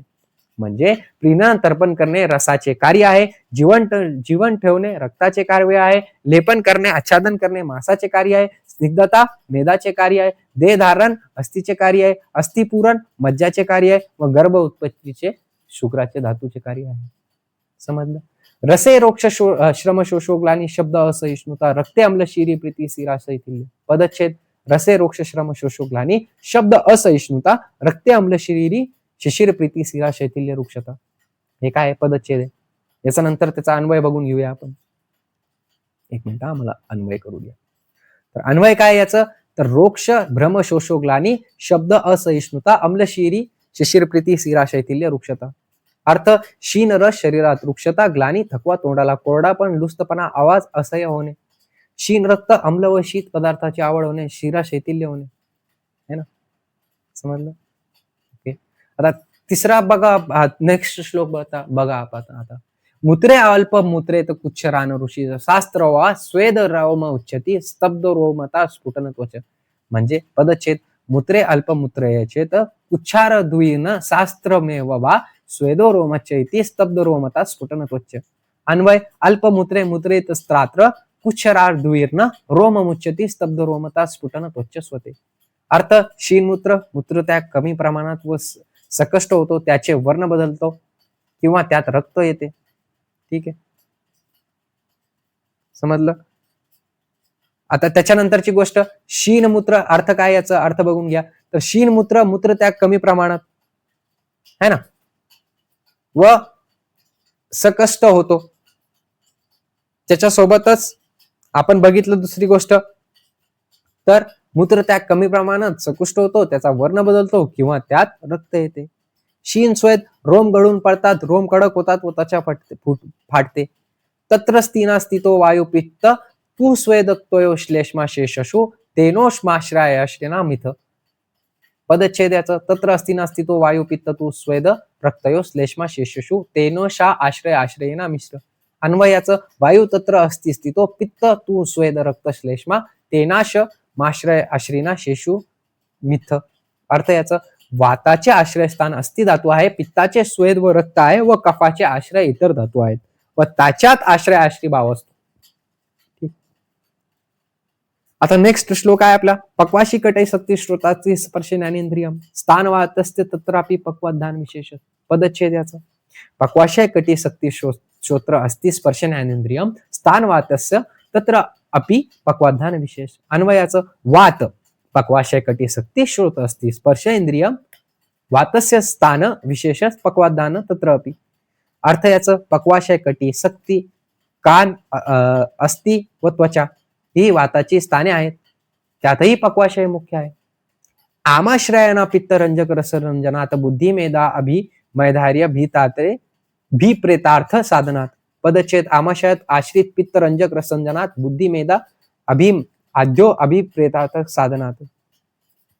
आता या गोष्टीचाच आपण जर का पदच्छेद केला तर साधक हे याचा अर्थ काय आहे, अन्वय केला तर रंजक पित्तक आमश्रय आशय रसरंजनात अभिमान धैर्य पी प्रथात बुद्धी मेधा साधनात. रंजक म्हणजे हे आमाशयात असते, रसाला रंग देऊन लाल करते म्हणून याला रंजक हे नाव आहे. साधक हे हृदयात असते, बुद्धी मेधा धारणा शक्ती अहंकार याद्वारे इच्छा गोष्ट साधते म्हणून याला साधक म्हणतात. 7वा पॉइंट अंत अवलंबक श्लेष्मा यथा वामाश्य स्थितीत क्लेदक स अन्न शंगात क्लेदनात रसबोधनात. याचं पदच्छेद केलं तर अंत अवलंबक श्लेष्मा यत्स्व आमाशय स्थितात क्लेदक स अन्न संघात क्लेदनात रसबोधनात. आता याचा अन्वय करा तर कफ यत्वा माशय संधित काय कफ यत्वा माशय संधित स अन्न संघात क्लेदनात रसबोधनात अंत अवलंबक श्लेष्मा. ठीक आहे, समजलं तुम्हाला. अर्थ कफाचे 5 प्रकार पुढील प्रमाणे आहे. अवलंबक क्लेदक बोधक तर्पक श्लेषक. अवलंबक या छातीत असतो व हृदयाच्या आणि कफाच्या इतर 4 प्रकारचे अवलंबन करतो. क्लेदक हा आमाशयात असतो व अन्नाला ओलसर व मृदू करतो. बोधक हा जीवाराय स्थानी असतो व चवेची रसाचे ज्ञान करवितो. तर्पक शीरस्थानी सर्व इंद्रियाचे तर्पण करतो. श्लेषक संधिस्थानी संध्याचे स्नेहन व बंधन करतो. ठीक आहे, आता याच्यानंतर जे बघायचं आहे आपल्याला ते बघायचं आहे वैद्यकीय सुभाषी हितमचे श्लोक. ठीक आहे, आता वैद्यकीय सुभाषी हितम मधले श्लोक आपण बघणार आहोत. चालेल, तर वैद्यकीय सुभाषी हितम मध्ये 15 मार्काचे श्लोक येत असतात. तर one of the most important topic मधून हा एक आहे. ठीक आहे, याचा अन्वय बघू आपण. पदच्छेद तर तुम्हाला समजलंच असेल, पदच्छेद कसा करायचा आहे आणि पदच्छेद जनरली करून तुम्हाला वरतीच विचारतात, याच्यामध्ये विचारत नाही. ठीक आहे, चालेल, चला बघून घेऊया मग. तर हिताहितम सुखम दुःखम आयुष्य तस्य हिताहितम मानच्य तच्च यत्रोक्तम आयुर्वेद स उच्यते. ठीक आहे, अन्वयाचं आयु हिताहितम सुखम दुःखम तस्य हिताहितम तच्च मानच्य स उच्यते. व्याकरण याचं संधी दुःखामात तस्य दुःखम प्लस आयु प्लस तस्य प्लस तच्च प्लस तत् प्लस च युक्ता आयुर्वेद यत्र प्लस उत्तम प्लस आयुर्वेद. समास यादेमध्ये हे समास कोणता याच्यामध्ये तर हिताहितम आहे. हितमच अहितमच अतयो समाहार. ठीक आहे, हे लिहायचं असेल तर लिहायचं, व्याकरण नाही पण लिहिलं तर काही हरकत नाही, पण व्याख्यार्थ लिहिणं अत्यंत गरजेचं. ठीक आहे, तर आपण अन्वय आणि व्याख्यार्थ बघू. फक्त व्याकरण मला माहिती आहे तुम्ही लिहिणार नाही, आणि जर का येत असेल अगोदरच पेपर 1 मध्ये तर मला एक गोष्ट नक्की कळवा तुम्ही की पेपर 1 मध्ये शिकवलं पाहिजे की नाही शिकवलं पाहिजे. ठीक आहे, त्याचं रिव्हिजन मी करायला पाहिजे तुम्हाला की नाही करायला पाहिजे. ठीक आहे, चालेल. तर काय अर्थ काय याचा, आयुष्य हितकर अहितकर सिक्कर आहे, त्यासाठी हितकर आणि अहितकर जे आहे आणि त्याचे प्रमाण मोजमापन मर्यादा जे ते सांगितले आहे त्यास आयुर्वेद असे म्हणतात. काय वाक बुद्धीना विशेषा ये मला समुपस्थिता चिकित्सा लक्षणा ध्यामस्त्रास्त्रे तेषा विशुद्ध आहे. अन्वयाचं काय वाक बुद्धीना विशेषा ये मला समुपस्थिता तेषा विशुद्ध आहे चिकित्सा लक्षणम ध्यानमशास्त्रे. ठीक आहे, आता व्याख्यार्थ काय याचं तर शरीर वाणी आणि बुद्धी यांच्याविषयी जे दोष निर्माण झालेले आहेत त्यांच्या शुद्धतेसाठी अनुक्रमे चिकित्सा शास्त्र लक्षणा म्हणजे व्याकरण शास्त्र आणि अध्यात्मशास्त्र सांगितलेले आहे. ठीक आहे, आता याच्या नंतरचा श्लोक बघून घेऊया आपण. अत मैत्रीपूर्ण पुनमावर्धते पूर्णवसु शिष्यभ्य तद्वावन षडंब सर्वभूतानाम कंपाया अग्निवेशस्य भेलच्च जंतु कर्ण पराशर हारित शारपानिश्च जगृहातश्मते. आता अन्वय यथ मैत्रीपूर्व पूर्णसु सर्वभूतान कंपाया षडभ्य शिष्यभे पुण्यमायुर्वेद तद्वावान अग्निवेशस्य भेलच्च जंतु कर्ण पराशर हारित शरपानिश्च तनुमुने वच जगु. ठीक, कधी कधी माझं काय होतं ना की प्रोनाऊन्सिएशन चुकून जातो, कारण माझी जो असेंट आहे ना, माझं जो मदर टंग आहे ते माझी उर्दू आहे, त्यामुळं मला हे प्रोनाऊन्सिएशन करता येत नाही. मराठी मी कशी तरी शिकलेलो आहे, म्हणजे मी स्टार्टिंग पासूनच मराठी शाळेत होतो. 1ली ते 8वी पर्यंत, 1ली ते 7वी पर्यंत मी मराठी शाळेत शिकलेलो आहे. त्या कारणामुळे मला मराठी येते. पण कधी-कधी काय होतं, माझी जी टंक आहे ना ती उलटून जाते. ठीक आहे. तर त्या गोष्टीसाठी मी तुमच्याहून माफी मागतो. ठीक आहे, चालेल ना? एवढं तर तुम्ही सहन करू शकता. ठीक, चालेल. तर याचा अर्थ काय आहे? तर मैत्रीपरायण असलेल्या पुनर्वसूंनी सर्व पाणी मात्रावर ध्येयने पुण्यकारक असलेला आयुर्वेद 6 शिष्यांना दिले. म्हणजे जे आयुर्वेद होता, तर परायण असलेल्या पूर्ववसूंनी सर्व पाणी मात्रावरील ध्येयन पुण्यकारक असलेला आयुर्वेद हा 6 शिष्यांना दिला. तर कोणते कोणते 6 शिष्य आहेत ते? अग्निवेश, भेल, जंतुकर्ण, पराशर, हरित, क्षारपाणी यांनी ते मुनींचे वचन ग्रहण केले. ठीक आहे. नेक्स्ट श्लोक. अष्टांग संग्रह ज्ञाते व्रता प्राक्तयोत्र श्रम, अष्टांग संग्रह ज्ञाते व्रता प्रत्यायोत्र श्रम. याचा अर्थ अष्टांग संग्रह ज्ञाता प्रत्युत्तर श्रम व्रथा, अष्टांग संग्रह अज्ञाते प्रत्यय श्रम व्रथा. व्याख्यार्थ अष्टांग संग जाणले असताना अन्नशास्त्रात केलेले श्रम व्यर्थच आहेत. अष्टांग संग्रह जाणले नसताना अन्नशास्त्रात केलेला श्रम व्यर्थच आहेत. अर्थात अष्टांग संग्रह जाणणे आवश्यक आहे. म्हणजे ज्यांनी अष्टांग संग्रह वाचला त्यांनी सगळंच वाचलं, आणि ज्यांनी अष्टांग संग्रह नाही वाचला त्यांनी काहीच वाचलं नाही. समजलं? म्हणजे जे शास्त्र आहे, जे आयुर्वेद शास्त्र आहे आपलं, त्याच्यामध्ये अष्टांग संग्रह एवढा इम्पॉर्टंट आहे की जर का तुम्ही अष्टांग संग्रहावर श्रम केला तर तो काय आहे? फलदायक आहे. पण जर का तुम्ही सगळे ग्रंथ वाचले आणि अष्टांग संग्रह वाचलं तर तो श्रम जो केला तुम्ही तो व्यर्थच आहे. ठीक आहे, चालेल. योगेन चित्तस्य पदेन वाचा मल शरीरश्च च वैद्यकेन योपकारत प्रवर मुनीना पतंजली प्रांजलिरानातो अस्मि. अन्वय काय याचा?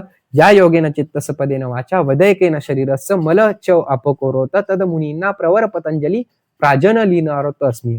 वाक्यार्थ, ज्यांनी योगाने मनाचा, व्याकरणाने वाणीचा आणि वैद्यक शास्त्राने शरीराचा दोष दूर केला आहे अशा मुनींना श्रेष्ठ असलेल्या पतंजलींनी हात जोडून नमस्कार केला आहे. समजलं? ज्यांनी योगाने मनाचा, व्याकरणाने वाणीचा आणि वैद्यक शास्त्राने शरीराचा दोष दूर केला आहे अशा मुनींना श्रेष्ठ असलेला पतंजलीचा हात जोडून नमस्कार आहे. ठीक आहे. इह चत्वारारी दानानी प्रोक्तानी परम श्रीभी विचार्य नानशास्त्रानी शर्मेन परत्रच वित्ते व्याशिदय व्याधी ते भय तथा शदनम देहा विद्यार्थिनी विद्या देयमन श्रुता तुरे. अन्वय.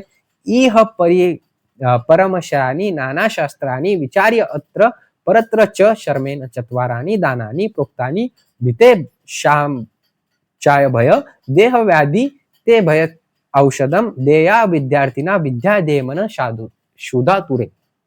व्याख्यार्थ, इथे परमशानी विविध शास्त्राचा वर्णन केलेला आहे. परमशानी विविध शास्त्राचा वर्णन केलेलं आहे. या लोकात आणि परलोकात 4 प्रकारचे दान सांगितलेले आहे. तर ते 4 प्रकारचे दान कोणते? भिलेल्या व्यक्तीला अभय, भीतीपासून मुक्तता द्यावी, व्याधीग्रस्ताला औषधे द्यावे, विद्यार्थ्याला विद्या द्यावी आणि भुकलेल्याला अन्न द्यावे. असे काय सांगितलेले?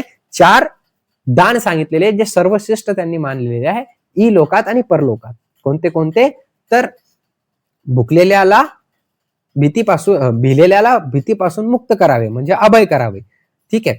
व्याधीग्रस्ताला औषध द्यावे, विद्यार्थ्याला विद्या द्यावी आणि भुकलेल्याला अन्न द्यावे असं त्यांनी सांगितलेलं आहे. ठीक आहे, चालेल. पुढचं अन्वय लेखन बघून घेऊया आपण आता. तर संती दनाया ने कानेनी ते की तुच्छ फलप्रदे अभिती दान तुल्य तू परमेक न विद्यते. याचा अन्वय. अनेकांनी दानानी संती ते तुच्छ प्रदे किम अभिती दानतुल्य परमेक तू न विदयते. व्याकरण सोडून द्या. व्याकरण तुम्हाला लिहायचं असेल तर तुम्ही लिहू शकता, नाही पण लिहिलं तर काही हरकत नाही. व्याख्यार्थ, याचा अनेक प्रकारचे दान आहेत परंतु त्या तुच्छ फल देणाऱ्या दानाचा काय उपयोग? काहीच उपयोग नाही. तर अभयदान, भीतीपासून मुक्तता यासारखे दुसरे श्रेष्ठ दान नाही. ठीक आहे. म्हणजे उभयदान म्हणजे अभयदान म्हणजे काय? तर जे भिलेला माणूस आहे त्याला काय करायचंय? आपल्याला भीतीपासून मुक्त करायचंय. ठीक आहे. आता याचा पुढचा श्लोक बघा. सत्व रजस्तम इति मानसा स्त्रिय युत्रयो गुणा तेना तेषा गुणानो साधन यत् दाहु स्वस्थ लक्षणम, म्हणजे सत्व रजतम इति त्रय मानस गुणासो तेषा गुणाना यत सात्म्य तत स्वास्थ्य लक्षणम आहू. याचं अन्वय असं आहे, सत्व रजतम इति त्रय मानसा गुणा सु तेषा गुणाना इत सात्म्य तत स्वास्थ्य लक्षणम आयु. म्हणजे सत्व रजतम ही 3 मानस गुण आहेत, या तिन्ही गुणाचे साम्य हे साम्य अवस्थेचे लक्षण आहे. समदोष समाग्नी समधातु मलक्रिया प्रसन्न आत्मा इंद्रिय मना स्वस्थ इत्यधिभियते. म्हणजे समदोष, याचा आता अन्वय काय आहे, समदोष समाग्निश्च समधातु मलक्रिया प्रसन्ना इंद्रिया मना स्वस्थ इत्यभिधीयते. ठीक आहे, याचं काय झालं, ते अन्वय झालं. आता याच्यानंतर व्याख्यार्थ काय याचं, ज्याचे दोष समान आहेत, ज्याचे अग्नी समान आहेत, ज्याचे धातू समान आहेत, ज्याची मलक्रिया समान आहेत, ज्याचे आत्मा इंद्रिय मन प्रसन्न आहे, त्या स्वस्थ असे म्हणतात. त्याच्यानंतर तुल्य भ्रम गुणाकर्षण धनुरा कर्षणादिबी आयामो विविधो अज्ञाना वायुमा इति कीर्तती. आता याचा अन्वय बघा काय, तर तुल भ्रम गुणा कर्षणा धनु रा कर्षणादिबी अंगाना विविध आयामो वायाम इति कीर्तित. याचा व्याख्यार्थ, तुला फिरवणे, दोरी उडवणे, धनुष्य ओढणे अशा विविध प्रकारच्या शरीराच्या अवयवांना ताण देणे म्हणजे व्यायाम होय. ठीक आहे, समजलं तुम्हाला? ओके. आता याच्यानंतर शने शने अर्थ पथ्य शने शने पर्वत महारोहेत शने विद्या व धर्मच्च व्यायाम शन शने. याचा हे बघून या अन्वय, शनेर्थ शने पथ्या शने पर्वत मारोहेत शने वैद्या च धर्मच्च व्यायामच्च शने शने. ठीक आहे, याचा वाक्यार्थ काय, तर पैसा हळूहळू कमावा, हळूहळू मार्गकरण करावे, हळूहळू पर्वत चढावे, हळूहळू विद्या मिळवावी, हळूहळू धर्माचरण करावे, हळूहळू व्यायाम करावा, अर्थात वरील सर्व गोष्टी क्रमाक्रमाने कराव्यात. समजलं तुम्हाला याचा अर्थ? समजलं का? चालेल, त्याच्या पुढे बघून घेऊया आपण. आता याच्या पुढे काय आहे, तर नेक्स्ट श्लोक आहे आपलं, मेद छे क्रोशदरो लगो भवोत्तर वपो सत्वा नाम अपि लक्ष्यते विकृती मच्छित भय क्रोधयो उत्कर्ष सच दातित्वा दानिवा यशी विद्या सिद्ध्यती लक्ष्य चले मिथ्यव वसन वदंती मृगा यामी भ्रगोदो कुत. आता याचा अन्वय बघून घ्या. याचा अन्वय काय, तर अन्वय मेद छेद कृशोदरम उत्थान योग्य लघु वपु भवंती सत्वाना भय क्रोधयो विकृती मिच्छित लक्ष्यते यदि शव लक्ष्ये सिद्धती स च धानित्वा उत्कर्ष मृगयो मिथे वसन वदंती इह विघ्नोद कृत. ठीक आहे, याचं काय ते हे. आता याचा व्याख्यार्थ काय आहे, तर व्याख्यार्थ बघून घ्या तुम्ही एकदा, व्याख्यार्थ वाचा एकदा. तर व्याख्यार्थ काय आहे, तर मेदाचे छेदन होऊन पोट पातळ होते आणि त्या शिकार करताना मेदाचे छेदन होऊन पोट पातळ होते आणि त्यामुळे शरीर कृश होते आणि उठण्यास योग्य सहज हालचाल करता येत नाही. प्राणी मात्राचे भय क्रोध इत्यादी काय होतात, एक मिनिट, इत्यादी कुठं होतो आपण, इत्यादी विकार युक्त मन दिसून येते. चल असलेल्या लक्षाचा अचूक वेध घेणे धनु आरती लोकाकरिता उत्कर्ष व आहे. उगीच शिकारीला वसन असे म्हटले जाते, यासारखे मनोरंजन अन्य कुठे असेल. ठीक आहे, म्हणजे याच्याबद्दल कशाबद्दल सांगितलेलं आहे, शिकाराबद्दल इथं सांगितलेलं आहे की मेदाचं छेदन होऊन जातं कोणाचं, तर ते पारा आणि मात्रा असतं त्याचं. ठीक आहे, आणि याच्यापेक्षा उगीच शिकाराला व्यसन असं म्हणतात. व्यसन आहे शिकार आहे ज्यांनी म्हणजे की जे मनुष्यानं आपल्या मनोरंजनासाठी उपयोग त्याचा केला आहे. ठीक आहे, चालेल. आता त्याच्यानंतर वायुस्तंत्र यंत्र धर पर्वतका चेष्ट नाम उच्चवाननीयता प्रणेता मानस सर्व इंद्रियाना उद्योजको सर्व इंद्रियाना नाम विवडा आयुष्य ओ निवृत्ती प्रधान प्रत्ययभूत. ठीक आहे, अन्वय वायुतंत्र यंत्र धर उच्चावचाना चेष्टाना प्रवर्तक मनस नियता प्रणेतच सर्व इंद्रियाना उद्योजक सर्व इंद्रियाना नाम विवडा आयुष्य निवृत्ती प्रत्ययभूत. ठीक आहे, चालेल, समजलं तुम्हाला? ओके. आता याच्यानंतरची गोष्ट बघून घेऊया आपण. नेक्स्ट श्लोक कोणता आहे तुमचा, याचा अर्थ काय आहे, तर वायुतंत्र यंत्र धारण करणारा, शरीर लहान मोठ्या क्रियांना प्रेरणा देणारा, मनावर नियंत्रण ठेवणारा आणि त्याला प्रेरणा देणारा, सर्व इंद्रियांना प्रेरित करणारा, सर्व इंद्रियांना वाहून नेणारा, आयुष्याची अनुभूती करून देणारा आहे. कोण आहे हे? वायू आहे. कोण आहे? वायू. ठीक आहे, चालेल. आता याच्यानंतर यावद वायू स्थितो दे तावत जीवन मुच्यते मरण तस्य निष्कार स्थितला वायू निरोधयते.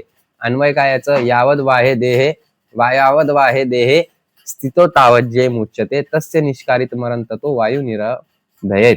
ठीक आहे, आता याचा वाक्यार्थ काय आहे, तर जोपर्यंत शरीरात वायू आहे तोपर्यंत जीवन आहे असे म्हटले जाते. त्याचे वायूचे उत्सर्जन निघून जाणे म्हणजे मृत्यू, म्हणून वायू अडवून ठेवावा, वायूवर नियंत्रण ठेवावा. ठीक आहे, त्याच्यानंतर नेक्स्ट श्लोक बघून घेऊया. यथा सिंहो गजो व्याख्यो भवेत वश्न शने शने तदेव सविता वायुरथ हंती साधनम. अन्वय यथा सिंहो गजो व्याघो शने शने वश्य भवेत तदेव वायू सेवित अन्यथा साधक हंती.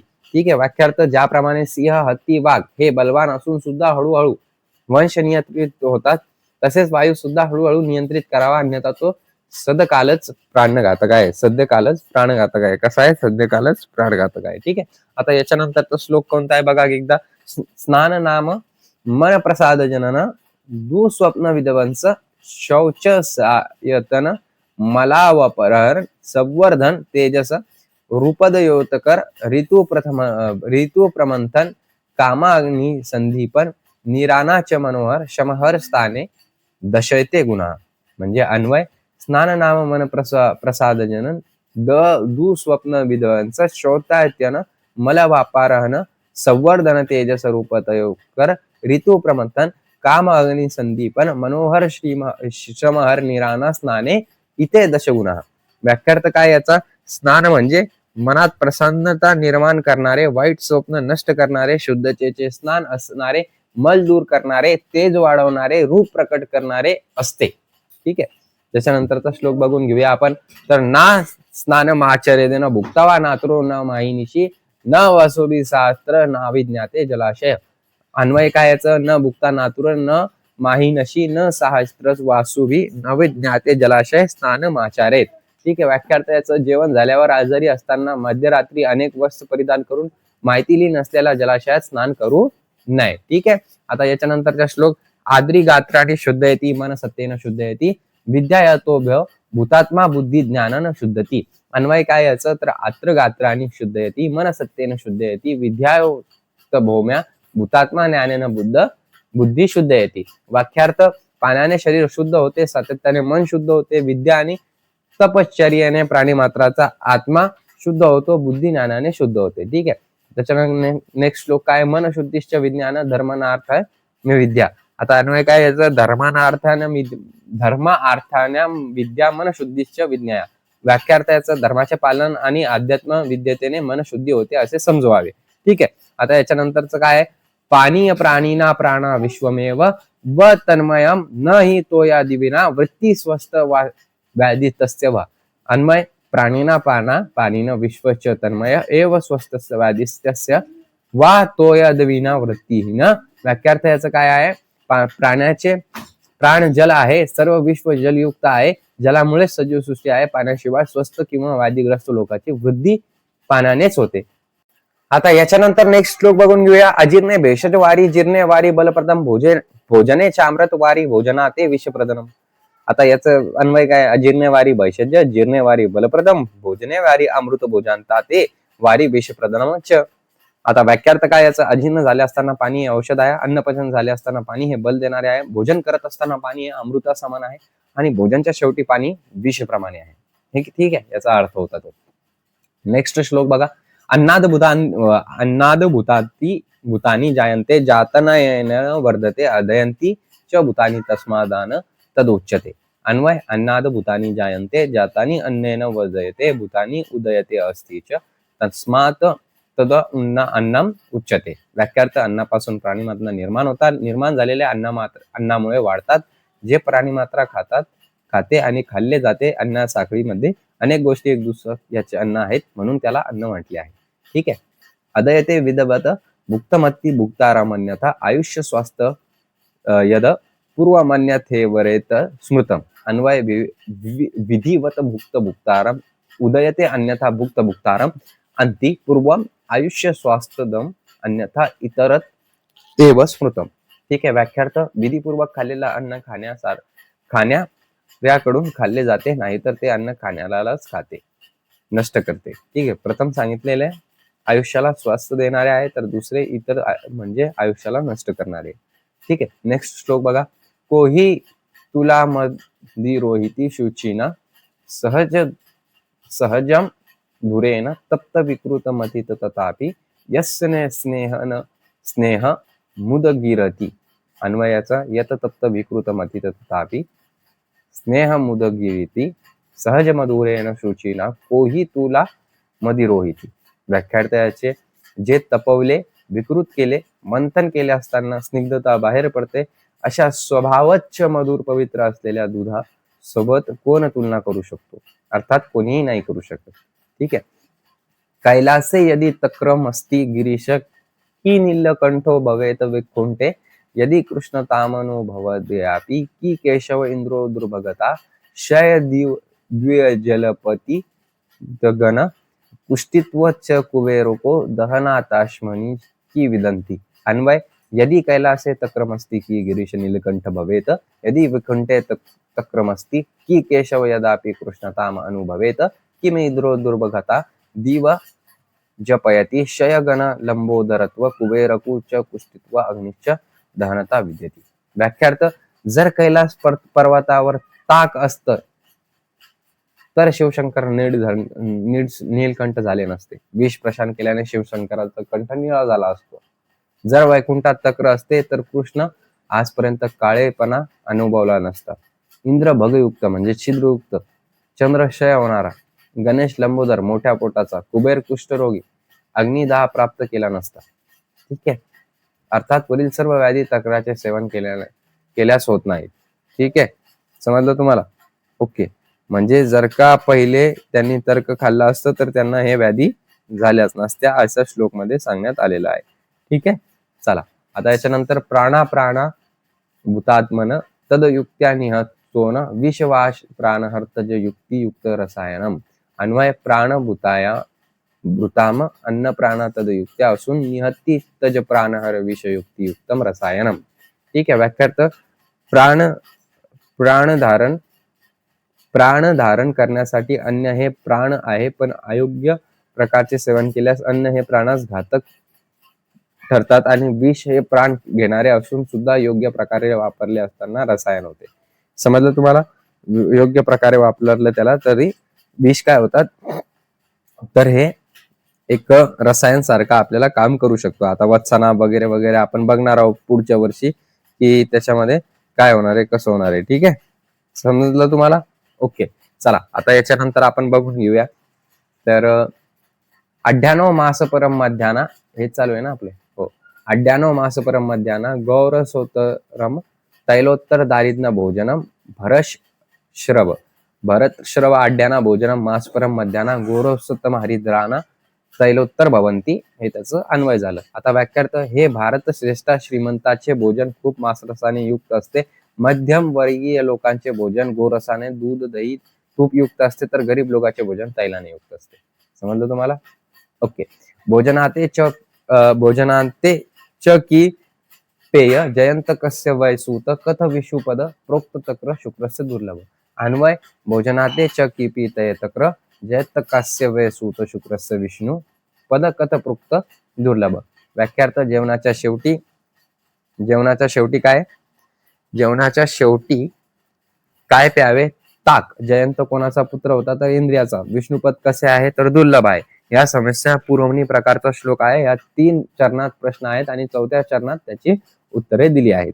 ठीक आहे. पहिले प्रश्न आहे आणि दुसरं त्याला काय दिलेली आहे, प्रश्न विचारलेली आहे. आता याचा नंतरचा श्लोक आता आपण बघणार आहोत आणि तो श्लोक म्हणजे कोणता आहे बघून घ्या एकदा. तर न भुक्ती तोद स्नेह नाती सोहित्यमाचरेत नाती प्रंगे नाती साय न साय प्रतराशीत. ठीक आहे. चालेल.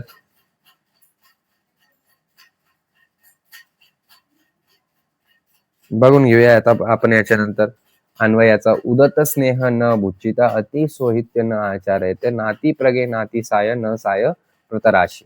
व्याख्यार्थ स्नेह विरहित भोजन करू नये, अति मात्रेत भोजन करू नये, अतिकाळी किंवा अति संध्याकाळी भोजन करू नये. सकाळी जास्त भोजन केले असेल तर संध्याकाळी भोजन करू नये.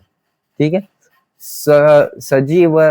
सजीर्ण मन सविचक्षण सूत सुक्षायित स्त्री नपुर्ती सुसवित सुनिश्चित चोक्त सविचायकृत सुदीर्घ काले अपि न याती विक्रायाम. अन्वयाचं सुजीर्ण मन सुविचक्षण सूत सुशासिती स्त्री नपुसती सुश्रीवेत सुचित्त चोक्त सविचार युक्रोक्त सदीर्घ कालयपी विक्रायाम न आती.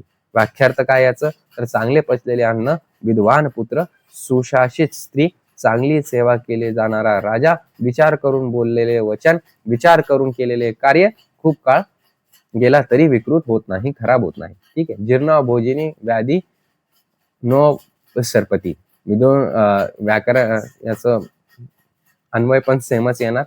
व्याख्यार्थ बघून घेऊया आपण. आधी खाल्लेला अन्न पचन झाल्यावर भोजन करणाऱ्याच्या जवळ रोग जात नाही.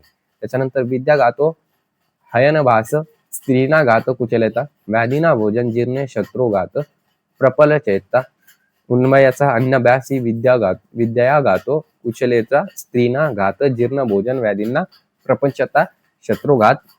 असं याचा अन्वय आहे. व्याख्यार्थ अभ्यास न करणे हा विद्येसाठी घातक आहे. वाईट कपडे स्त्रियांसाठी सौंदर्यासाठी घातक आहे. अन्नपचन हे व्याधीसाठी घातक आहे. शक्तीचे प्रदर्शन शत्रूसाठी घातक आहे. ठीक आहे. आता 33व मरुस्थल्या यथावृष्टी शुदार्थे भोजनात आता दारिद्र्य दीयते दान सफल पंडूनदनम. अन्वय हे पंडूनदन यथा मरुस्थल्या वृष्टी तथा शुदार्थे भोजन दारिद्र्य दयिते दान सफलम. अर्थात हे पांडव ज्याप्रमाणे वाळवंटात पाऊस असतो त्याप्रमाणे भुकेने व्याकुळ झालेल्यासाठी जेवण असते. गरीब लोकांना दिलेले दान सफल आहे. त्याच्यानंतर नेक्स्ट श्लोक अशाया नाया वेह पापमामती म्हणजे भूक पाप बुद्धी असते. ठीक आहे. व्यसनानंतर सौख्य स्वयल्म अपि भवेत कषाया रसम साधय स्वादवी ती भात्म विद्यते. अन्वयाचा वसनानंतर स्व अल्पमपि साख्य अधिक भवते कषायर समाधन अंबू इति व साधू विदयते. व्याख्यार्थ संकटानंतर येणारे थोडेसे सुख सुद्धा अधिक वाटते जसे कषाय रसच्या सेवनानंतर पाणी अत्यंत स्वादिष्ट लागते. ठीक आहे. याच्यानंतरचा श्लोक अभ्यासेन कूट द्रव्य भवंती भीमत मुने अन्यस्मे रोचते निभ्य मनस्मे मधु रोचते. ठीक आहे. त्याच्या हे आपल्याला काय श्लोक आहे. ठीक आहे. आता याचं अन्वय काय होणार तर अन्वय बघून घ्यायचा. मन्ने अभ्यासेन कूट द्रव्यम अभिमत भवंती अन्यस्मे निंब रोचते अन्यस्मे मधु रोचते. ठीक आहे. व्याख्यार्थ काय याचं तर अभ्यासाने सतत तेच पुन्हा पुन्हा केल्याने कटू द्रव्य सुद्धा आवडते होते. काही जणांना निंब आवडते तर काही जणांना मधु आवडते. ठीक आहे. म्हणजे अभ्यासाने सतत तेच पुन्हा पुन्हा केल्याने काय होत असतं की सतत पुन्हा पुन्हा अभ्यासाने कटुद्रव्य सुद्धा आवडते आणि काही जणांना निंब आवडते तर काही जणांना मधु आवडते. ठीक आहे. त्याच्यानंतरचा श्लोक किंतु मध्ये स्वभावेन तेथे वाण्य तथा स्मृतम अयुक्तियुक्त रोगाया युक्तियुक्त यथा अमृतम. ठीक आहे. अन्वयाचा किंतु यथा मध्ये स्वभावेन तदेव अन्न स्मृतम अयुक्तियुक्त रोगाया युक्तियुक्त तथा अमृतम. याचा व्याख्यार्थ काय होईल. व्याख्याचा अर्थ काय आहे या श्लोकाचं तर परंतु मध्ये स्वभावात अन्न समान आहे. परंतु मध्ये हे कशा समान आहे तर अन्न समान आहे. अयोग्य पद्धतीने वापर केला असताना रोगासाठी कारण होते. योग्य वापर केला असताना अमृत समान असते. काय तर मदय म्हणजे सुरा वगैरे आपलं सगळं. त्याच्यानंतर न पच्यती जन्मात कामथो नैव पच्यती न पच्यती मदो म्हणतो हृदय दोषांना पच्यती. अन्वय जन्मात दोषांना पच्यती कामथो नैव पच्यती मदो बनतो न पच्यती रथयती परंती. याचा वाक्यार्थ काय तर जन्मात अंधळा असलेल्या दोषांना पाहत नाही, कामात सुद्धा पाहत नाही, मदोमंद पाहत नाही आणि धनलोभी सुद्धा पाहत नाही. कशाला पाहत नाही. जन्माला जो अंधळा असलेला दोषांना पाहत नाही. ठीक आहे. म्हणजे जे दोष असतात जे आपल्या दोष असतात त्यांना कोण कोण पाहू शकत नाही तर कामांत जो व्यक्ती असतो, मदोमंत जो व्यक्ती असतो आणि धनलोभी जो व्यक्ती असतो. त्याच्यानंतर कर्माना मनासा वाचा सर्व वास्तू सर्वदा सर्वेन मथून त्याग ब्रह्मचर्या प्रचक्षते. अन्वयाचा सर्वदा सर्वत कर्मना मनासा वाचा सर्व वास्तूसु मैथून त्याग ब्रह्मचर्य प्रचक्षते. व्याख्यार्थाचा कर्माने मनाने वाणीने सर्व अवस्थामध्ये सर्वत्र नेहमी मैथुनाचा त्याग करणे याला ब्रह्मचर्य म्हटलेलं आहे. ठीक आहे. आता दुसरा श्लोक बघून घेऊया आपण. तर स्मरण कीर्तन केली प्रक्षण ग्रह भाषणम सह कल्पो ध्यावसायच क्रिया निर्वत्ती रवच एथ मैथुन मष्टांग प्रबद्धती मनीषण विपरीत ब्रह्मचर्यमेद देवाष्टलक्षणम. अन्वय काय याचं, तर मनीषीन स्मरण कीर्तन केली प्रेक्षण गृह भाषण सह अल्पोधवयस्य क्रिया निर्वृत्तिरव व इत मैथुन माष्टांग प्रवदती यदद एव विपरीतम अष्टलक्षणम ब्रह्मचर्यम. म्हणजे विचारी पुरुष, जो विचारी पुरुष असतो तो स्त्रीकडून पुरुषाचे किंवा पुरुषाकडे स्त्रीचे स्मरण, गुणगान, क्रीडा करणे, कामुक दृष्टीने पाहणे, एकांततात बोलणे, मैथुनाचा संकल्प करणे, तसा प्रयत्न करणे, क्रिया निवृत्ती, या 8 अंगांना मैथुन म्हटले जाते आणि या विपरीत 8 अंगांना ब्रह्मचर्य म्हणतात. त्याच्यानंतरचा श्लोक, आहार निद्रा मैथुन च सामान्य मैत पशु निर्भाराणाम ज्ञान ही तेषा मतिको विशेषो ज्ञानन हिना पशुभी समाना. अन्वय काय याचं, तर आहार निद्रा भय मैथुनम इतत पशुभी नाराना सामान्य तेषा ज्ञान ही अधिको विशेषो ज्ञानेन हिना पशुभी समान. ठीक आहे. आता याचा व्याख्यार्थ काय, तर आहार निद्रा भय आणि मैथुन या गोष्टी पशुमध्ये आणि मनुष्यामध्ये समान असतात. केवळ ज्ञान हेच त्याच्यामध्ये मनुष्यामध्ये विशेष आहे, म्हणून ज्ञान नसणारे पशु समानच असतात. ठीक आहे. आता 42वा श्लोक बघून घ्या. अर्थो हि एष आत्मनस्मादेयजया न विद्यते न तावत प्रजायते अस्वरो ही तावंत भवंती अथ यदेव जाय वेदन्ते प्रजायते तर ही सर्व भवती. याचा व्याख्यार्थ, हा जो अन्वय तर नाही याचा, जसं तसं श्लोक लिहून घ्यायचा आहे. व्याख्यार्थ, हा जो आत्मा अपूर्ण आहे, जो पत्नी प्राप्त करत नाही आणि त्या आत्मेपासून प्रज्ञा संतती निर्माण होत नाही, म्हणून जो पत्नी प्राप्त करून प्रज्ञा सतती प्राप्त करते तो पूर्ण होतो. ठीक आहे. आता नेक्स्ट श्लोक बघून घेऊया आपण. तर जाया अपतो न विभागो जायते. व्याख्यार्थ, याचा पत्नी आणि अपत्य याची विभागणी होत नाही. ठीक आहे. म्हणजे पत्नी आणि जे अपत्य आहे त्याची विभागणी होत नाही.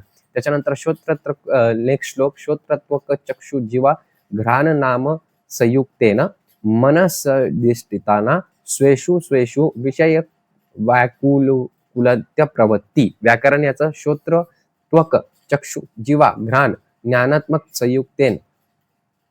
ठीक आहे. ज्ञानक श्रोत्र चक्षु हे दिलेलं आहे त्यांनी व्याकरण इथं, तर व्याकरण तुम्ही बघून घ्या. मी व्याख्यार्थ सांगतो तुम्हाला डायरेक्टली. आता याचं अन्वय कसं होईल, तर श्रोत्रत्वक चक्षु जीवा घ्राण नाम संयुक्तेन श्वेषु श्वेषु मनसा दिष्टाताना विषय नुकुल्यत प्रवृत्ती, असं याचं काय होईल, आपलं अन्वय होईल. व्याख्यार्थ, कान त्वचा डोळे जीभ नाक हे आत्म्यासोबत संयुक्त होऊन मनाने अधिष्ठित मन लावून होऊन स्वत विषयाला अनुकूलता प्राप्त होणे म्हणजे प्रवृत्ती होय. ठीक आहे. आता शरीर स्थिती हेतू त्वादाहार समार्धनो ही कामा. याचं व्याख्यार्थ काय, शरीर धारण करत असलेला आहार समृद्धी असतात, शरीर समान असलेल्या आहाराचे गुण अवयवगुण समान असतात. ठीक आहे. आता याच्यानंतरच्या विशद विष की विषया समजता दुखी सदा को विषनुरागी धन्योस्थित को यस्तो परोपक्रमी क पूजनीय शिवतत्व निष्ठ. अन्वयाचं, विशद की समस्ता विषया दुखी सदा को विषयानारोगी धनोस्ती को यथोपरोपक्रमी क पूजनीय शिवतत्वनिष्ठ. याचा व्याख्यार्थ, विषयापेक्षा विषारी काय आहे, सर्व विषय कोण नेहमी दुखी असतो, विषयासक्त असलेला कोण धन्य आहे, जो परोपक्रमी कोण पूजनीय आहे, शिव तत्वात निष्ठा असणारा. सगळ्यांचं उत्तर दिलेलं आहे. पहिले प्रश्न विचारलेला आहे, नंतर त्याचं उत्तर दिलेलं आहे. विषयस्य विषयाना च दूरमत्य मंतरम उभक्त विषहंती विषया स्मरणदापी. हे श्लोक आहे आपलं. अन्वय काय त्याचं, तर विषयस्य विषयाना च अंतरम अत्यंत दूरम विषम उपभुक्त हंती विषया स्मरणादापी. हे त्याचं काय झालं, अन्वय झालं. व्याख्यार्थ, विष आणि विषय यातील अंतर खूप जास्त आहे. विष उपभोग केल्याने मरते आणि विषय केवळ स्मरण केल्याने मरते. समजलं तुम्हाला? ओके. आता याच्यानंतर जे स्टार्ट होणार आहे आपलं ते आहे, तर आता आपण आहे ना एक एक करून आहे ना सगळ्याच्या सगळ्या कथा बघून घेऊया. किती मार्कासाठी एक कथा, तर 15 मार्कासाठी त्याचा वेटेज दिलेला आहे कथांसाठी. तर प्रश्न कसे येतात त्या जर मी डिस्कस करून घेतो, तर एक तर तुम्हाला सरळ सरळ पॅराग्राफ येऊन जाईल, ते तर खूप जास्त सोपं असतं. पण कधी कधी पॅराग्राफ येत नाही, ते श्लोक देतात आणि श्लोक वरून सांगतात की हे कोणती कथा आहे, ती इलॅबोरेट करा आणि संस्कृत मध्ये इलॅबोरेट करा, किंवा प्रश्न विचारले जातात, ते प्रश्नाची उत्तरे तुम्हाला द्यावी लागतात. आणि 2 प्रश्न तर असे फिक्सच असतात, ज्याचं मराठीमधून हिंदीमध्ये अनुवाद करा या मातृभाषामध्ये अनुवाद करा, ज्या लँग्वेज मध्ये पेपर लिहिते तुम्ही त्या लँग्वेज मध्ये, आणि संस्कृतचं लँग्वेज मध्ये आणि लँग्वेजचं संस्कृत मध्ये. ठीक आहे. ह्या गोष्टीचं तुम्ही बघून घ्या एकदा. ठीक आहे. आता मी फक्त तुम्हाला संस्कृत मध्ये वाचून दाखवणार आहे, त्याचे श्लोक वाचून दाखवणार आहे. आणि बस एवढंच आहे त्याच्यामध्ये. ठीक आहे. तर मूर्ख पंडित कथा एक आहे आपल्याकडं. तर ती कथा कशी आहे, तर चत्वारो ब्राह्मणा द्वादश वर्षायनी विद्या संपादन कान्य कौन्बुजे कृतवत विद्यार्जन समाप्य ग्रह आगच्छत आसन परंतु मार्ग विसृमवंत पुस्तका दृष्टा मृतस्य पुष्टत गत्वा शमशान गता शमशाने गते शमशाने एक गदर्भ बंधू इति भावितवत उष्टेन सह विवाह कुत्रुम आरभ्या तथा रंजक प्रहारन समायत. ठीक आहे. नदी तुत्वी गंतू पुस्तकास्तो वाक्यधारेन पलाशपत्र स्वीकृत वृत्त पलाशपत्रे भार सुजातम इति पुस्तक वाक्य दृष्टा एकस्य कंठ कीर्तिवंत अंते एक ग्राम प्राप्ता जना ब्रह्माचा सत्कार कर्तु सिद्धा प्रमस्य कृते सूत्रिकावंत भोजनम तद्यम स पुस्तकावाक्य स्मृता भोजन तक्तवान द्वितीय मंडका तक्तवान तृतीय विट्टिका भोजन तक्तवान इव ते केवल पुस्तक ज्ञानेन लोकाचार अज्ञानत कष्टम अनुभूतवंत. आता हे तुम्हाला पाठ करायचंय का सगळं? तर पाठ नाही पण केलं तर काही हरकत नाही. फक्त तुम्हाला लिहिता आलं पाहिजे तिथं. काहीतरी लिहा जेणेकरून त्यांना समजेल. आता श्लोक जर का डायरेक्ट श्लोक दिला जाईल तुम्हाला की अपि शास्त्रेषु कुशला लोकचार विवर्जितता सर्व ते हास्यते यंती यथा ते मूर्ख पंडिता. तर तुम्हाला ही स्टोरी तिथं लिहावी लागेल. ठीक आहे. आता ह्या स्टोरीचा अर्थ काय, तर ह्या स्टोरीमध्ये काय दिलेलं आहे, तर मूर्ख पंडित कथा आहे. तर ह्या स्टोरीचं मी आता चॅट जीपीटी वरून काढलेलं आहे त्याचा अर्थ. तर 4 ब्राह्मणांनी 12 वर्षे परिश्रम करून विद्या शिकून ज्ञान प्राप्त केले. ठीक आहे.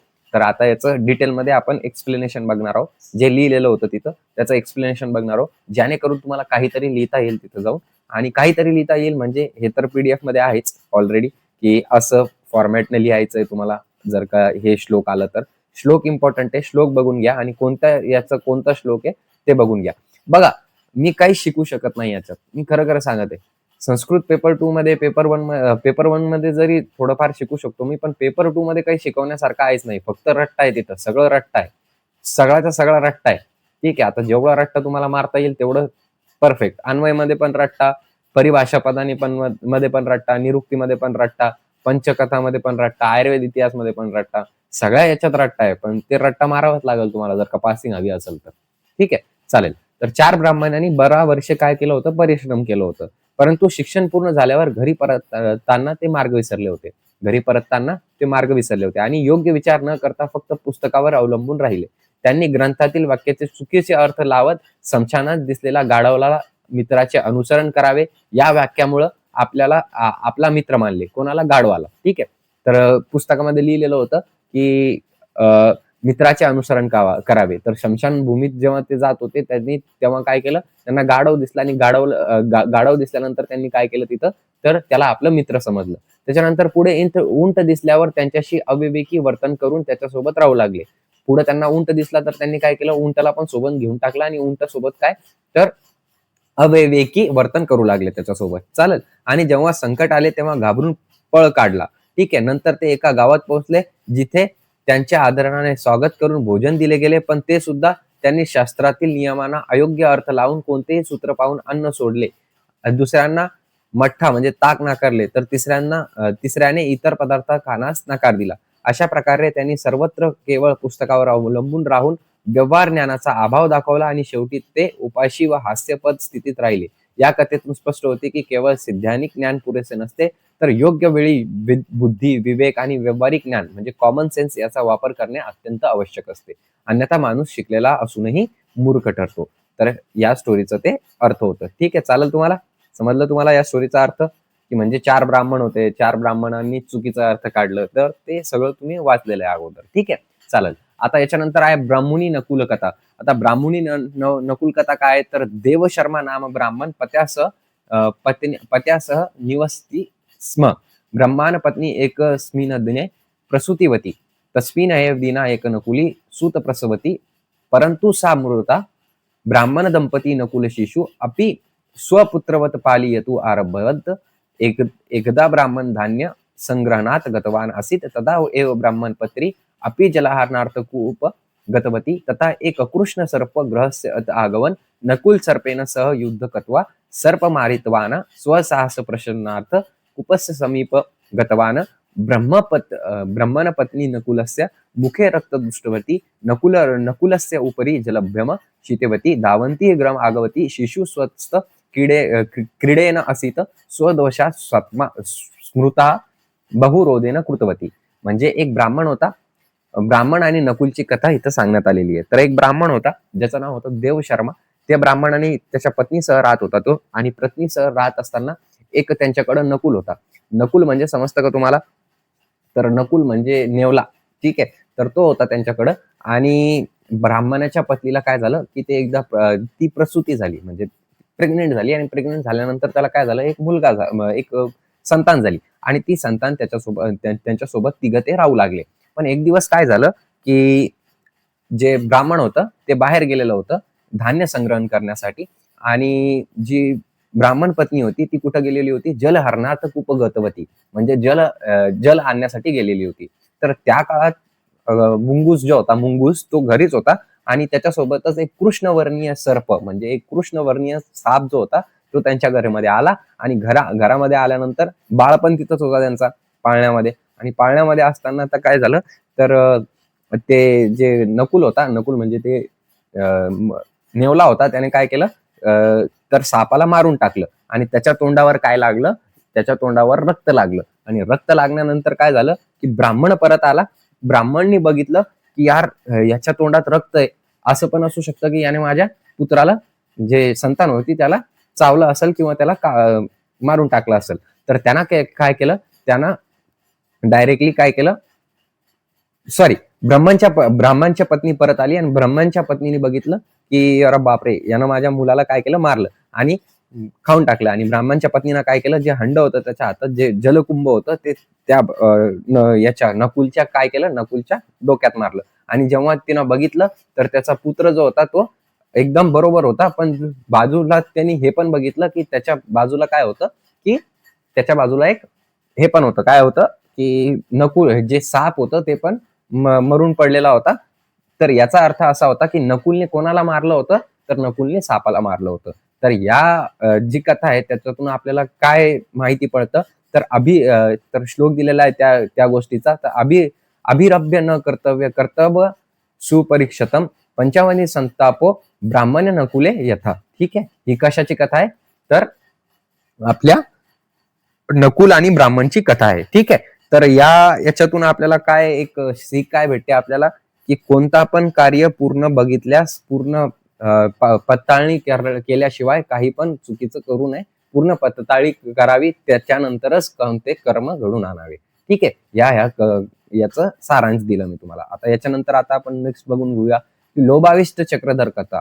तर एकदा चत्वार ब्रह्मान पुत्र अर्थ संपादन ग्रह व्यक्तागतवत मार्गे ते एक भैरवम योगिना दृष्टवा धन संपादनम मार्ग पुष्टवत स सिद्धिवर्तिका कृता दत्तवान उक्तवान च यत यत्र तत्रिका पतित तत्र संपत्त भवती इति ते सर्व प्रायान आरभत प्रथमस्य हस्तात वर्तिका पतती स तत्र ताम्र प्राप्य ग्रह गतवान किंचित दूरे द्वितीयस्य हस्तात वर्तिका पतती स रजत प्राप्य ग्रह गतवान किंचित दूरे तृतीयस्य हस्तात वर्तिका स स्वर्ण प्राप्त्यायत तृतीय चतुर्थ उक्तवान भौमित्र उग्रेन गच्छतु स्वर्ण संपादयतु इति परंतु चतुर्थ तिरस्कृतवांत यथा अधिक अशाया बहुदर गतवान तथा अन्यस्य मस्तकात एक चक्र अत्यस्य मस्तक प्रति आगतम चतुर्थ शास्त्र वेदनाया स्व अपार्दन समरण स्थितवान.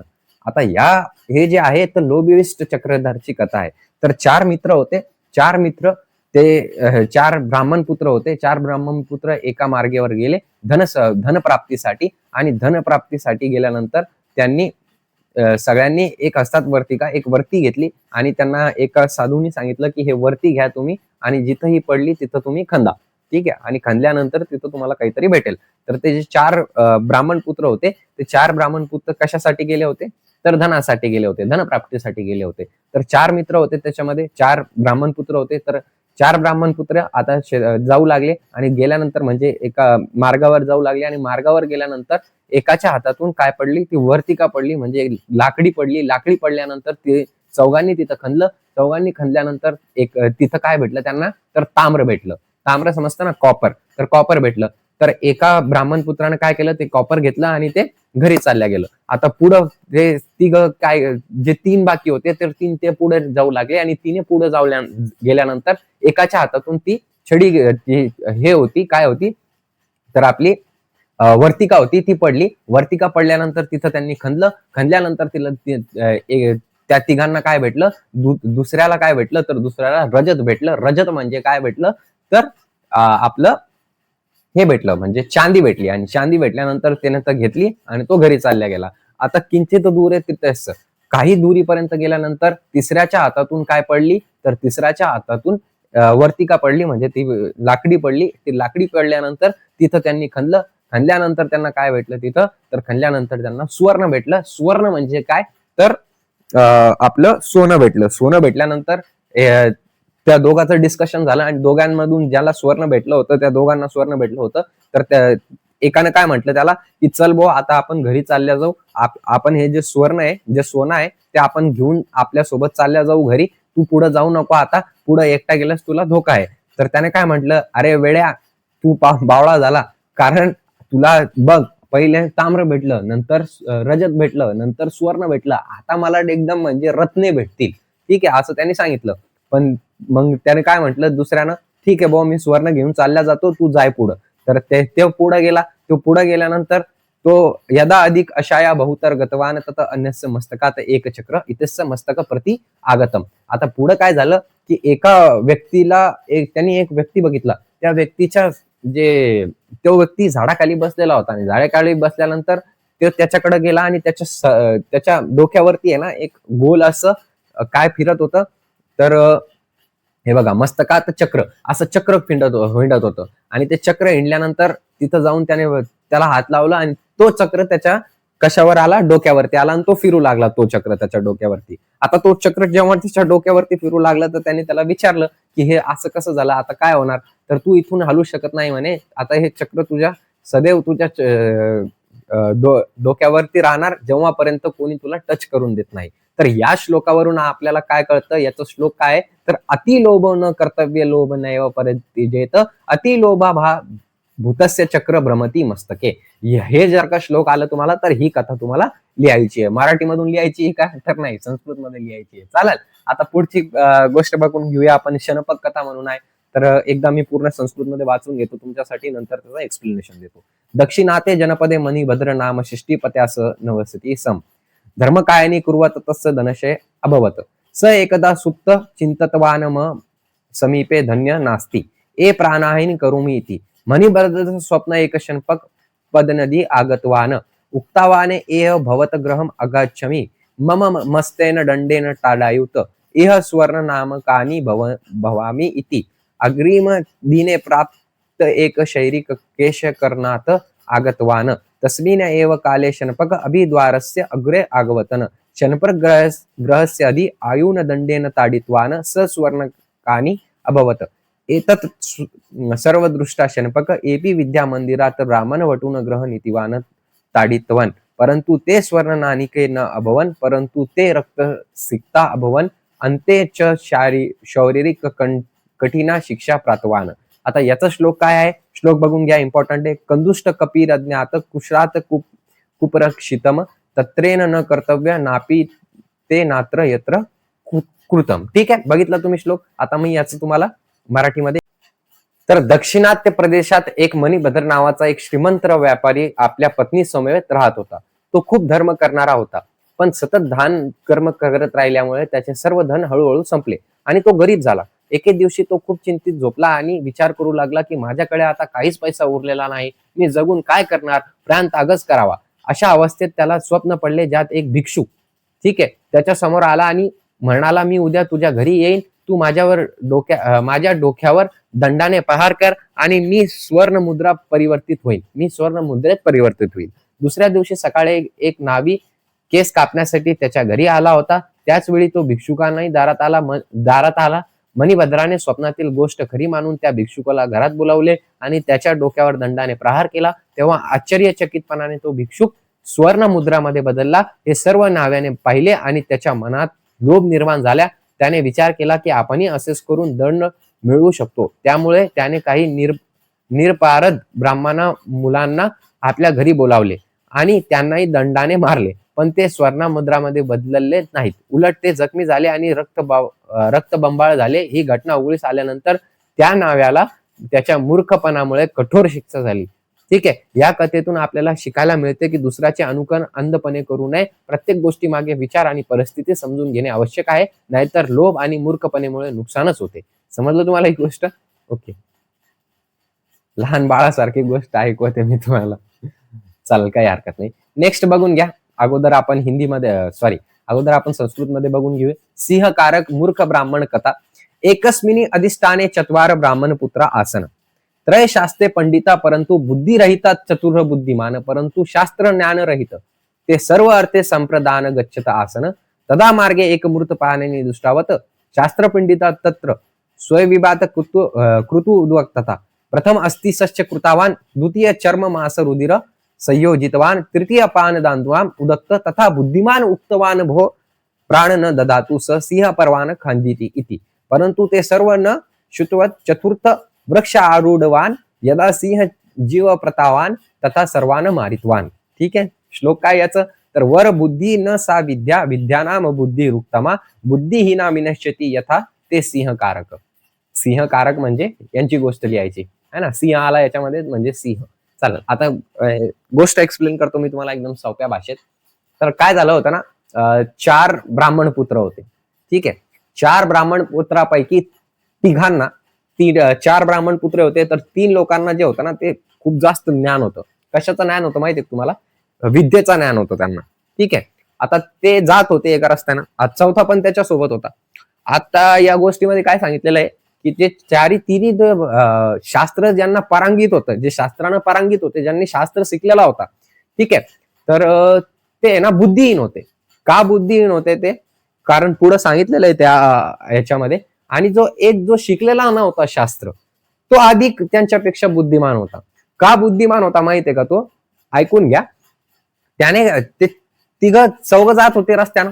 आता त्यांनी काय केलं, एक सिंहाचं हे बघितलं. काय बघितलं? सिंहाचं एक ढाचा असतो ना, एक स्केलेटल बघितलं. आता स्केलेटल बघितल्यानंतर त्यांनी काय केलं, एकाने काय केलं, आता ते बुद्धीनं याच्यानं परांगित होते, त्यांना शास्त्राचा चांगला अभ्यास होता. तर चौघांनी सांगितलं, अरे भाऊ आपण काय करू, एक काम करू, या सिंहाला ना याच्यामध्ये आपण याला जिवंत करू. तो मरलेला होता ना, तर त्याला जिवंत करू. तर एका ब्राह्मणच्या पुत्रानं काय केलं, त्या सिंहाचे जेवढे अस्थि होते ते स्केलेटन बरोबर लावल्या. ठीक आहे. दुसऱ्याने काय केलं, तर त्याच्यामध्ये चर्म मांस रुधिर संयोजितवान म्हणजे चर्म जे चामडं होतं त्याचं मांस होतं आणि त्याचं रक्त होतं, ते काय केलं, त्याच्यावरती बरोबर आयोजित केलं, संयोजित केलं. आणि तृतीयानं काय केलं, तर जो चौथा होता चौथ्यानं काय केलं, आता चौथ्याने सांगितलं, अरे त्याच्यात जीव नको टाकू म्हणे, जर का तू जीव टाकला तर तू तुम्हाला खाशील म्हणे. तर ते तिघं काय म्हटले, तुला चुप रे मूर्ख, तुला काय येतं, तुला काय माहितीये, असं सांगितलं त्यांनी. तर तो काय म्हटला, ठीक आहे भाऊ, तुम्हाला जे करायचं ते करा, मी झाडावरती चढतो. तर तो जो चौथा होता ना, तो त्यानं काय केलं, तो झाडावरती चढला. आता झाडावरती चढल्यानंतर त्यानं काय सांगितलं, करा तुमचं, तुम्हाला जे करायचंय. तर त्यांनी काय केलं, चौथ्याने म्हणजे तिसऱ्याने त्याच्यात काय केलं, त्याच्यात म्हणजे चेतना आणली म्हणलं, त्याला जिवंत केलं. आता जसं जिवंत केलं त्यानं, तर त्या सिंहानं काय केलं, या तिघांना खाऊन घेतलं. ठीक आहे. पण तो चौथा झाडावरती चढला होता, त्याला खाल्लं का, तर नाही. याचा अर्थ कसा आहे की तुम्हाला प्रात्यक्षिक ज्ञान होणं अत्यंत गरजेचं आहे. नाहीतर तुम्ही विद्या शिकूनही काय असू शकतात, तर बुद्धिहीन असू शकतात. ठीक आहे. तर प्रात्यक्षिक ज्ञान तुम्हाला गरजेचं आहे, हे या कथामधून आपल्याला कळत असतं. आता मला पर्सनली वाटतं की मी काहीच बरोबर शिकवलेलं नाही यामध्ये, संस्कृत पेपर 2 मध्ये. कारण हे कसं आहे ना, याच्यामध्ये कॉन्सेप्ट काहीच नाही, खरंच नाहीये कॉन्सेप्ट. फक्त रट्टाय. फक्त वाचून दाखवलेलं आहे मी. एक्सेप्ट करतो, कारण वाचून दाखवल्यानं सारखंच होत आहे पूर्ण संस्कृत पेपर 2. तर जेवढा रट्टा मारू शकतात तेवढा रट्टा मारा. गेस पेपर घ्यायचा असेल तर गेस पेपर घेऊन टाका. समिता पदार्थबन पदार्थ 2 रचना पदार्थ रचना आणि क्रियाचं ऑलरेडी ऍप वरती आहे. लिंक डिस्क्रिप्शन मध्ये दिलेली आहे, तिथून जाऊन तुम्ही ते डाउनलोड करू शकता. एक महत्वाची गोष्ट, ज्यांना हे नोट्स हवे असेल ते मला डायरेक्टली कॉन्टॅक्ट करा. तुम्हाला 99 रुपीज मध्ये जिथून सगळा संस्कृत पेपर 2 येणार आहे ते तुम्हाला भेटून जाईल. Thank you so much. Have a great day. आणि नेक्स्ट व्हिडिओ आपला पदार्थाचा येणार आहे, तर पदार्थाचा व्हिडिओ बघायला विसरू नका. धन्यवाद.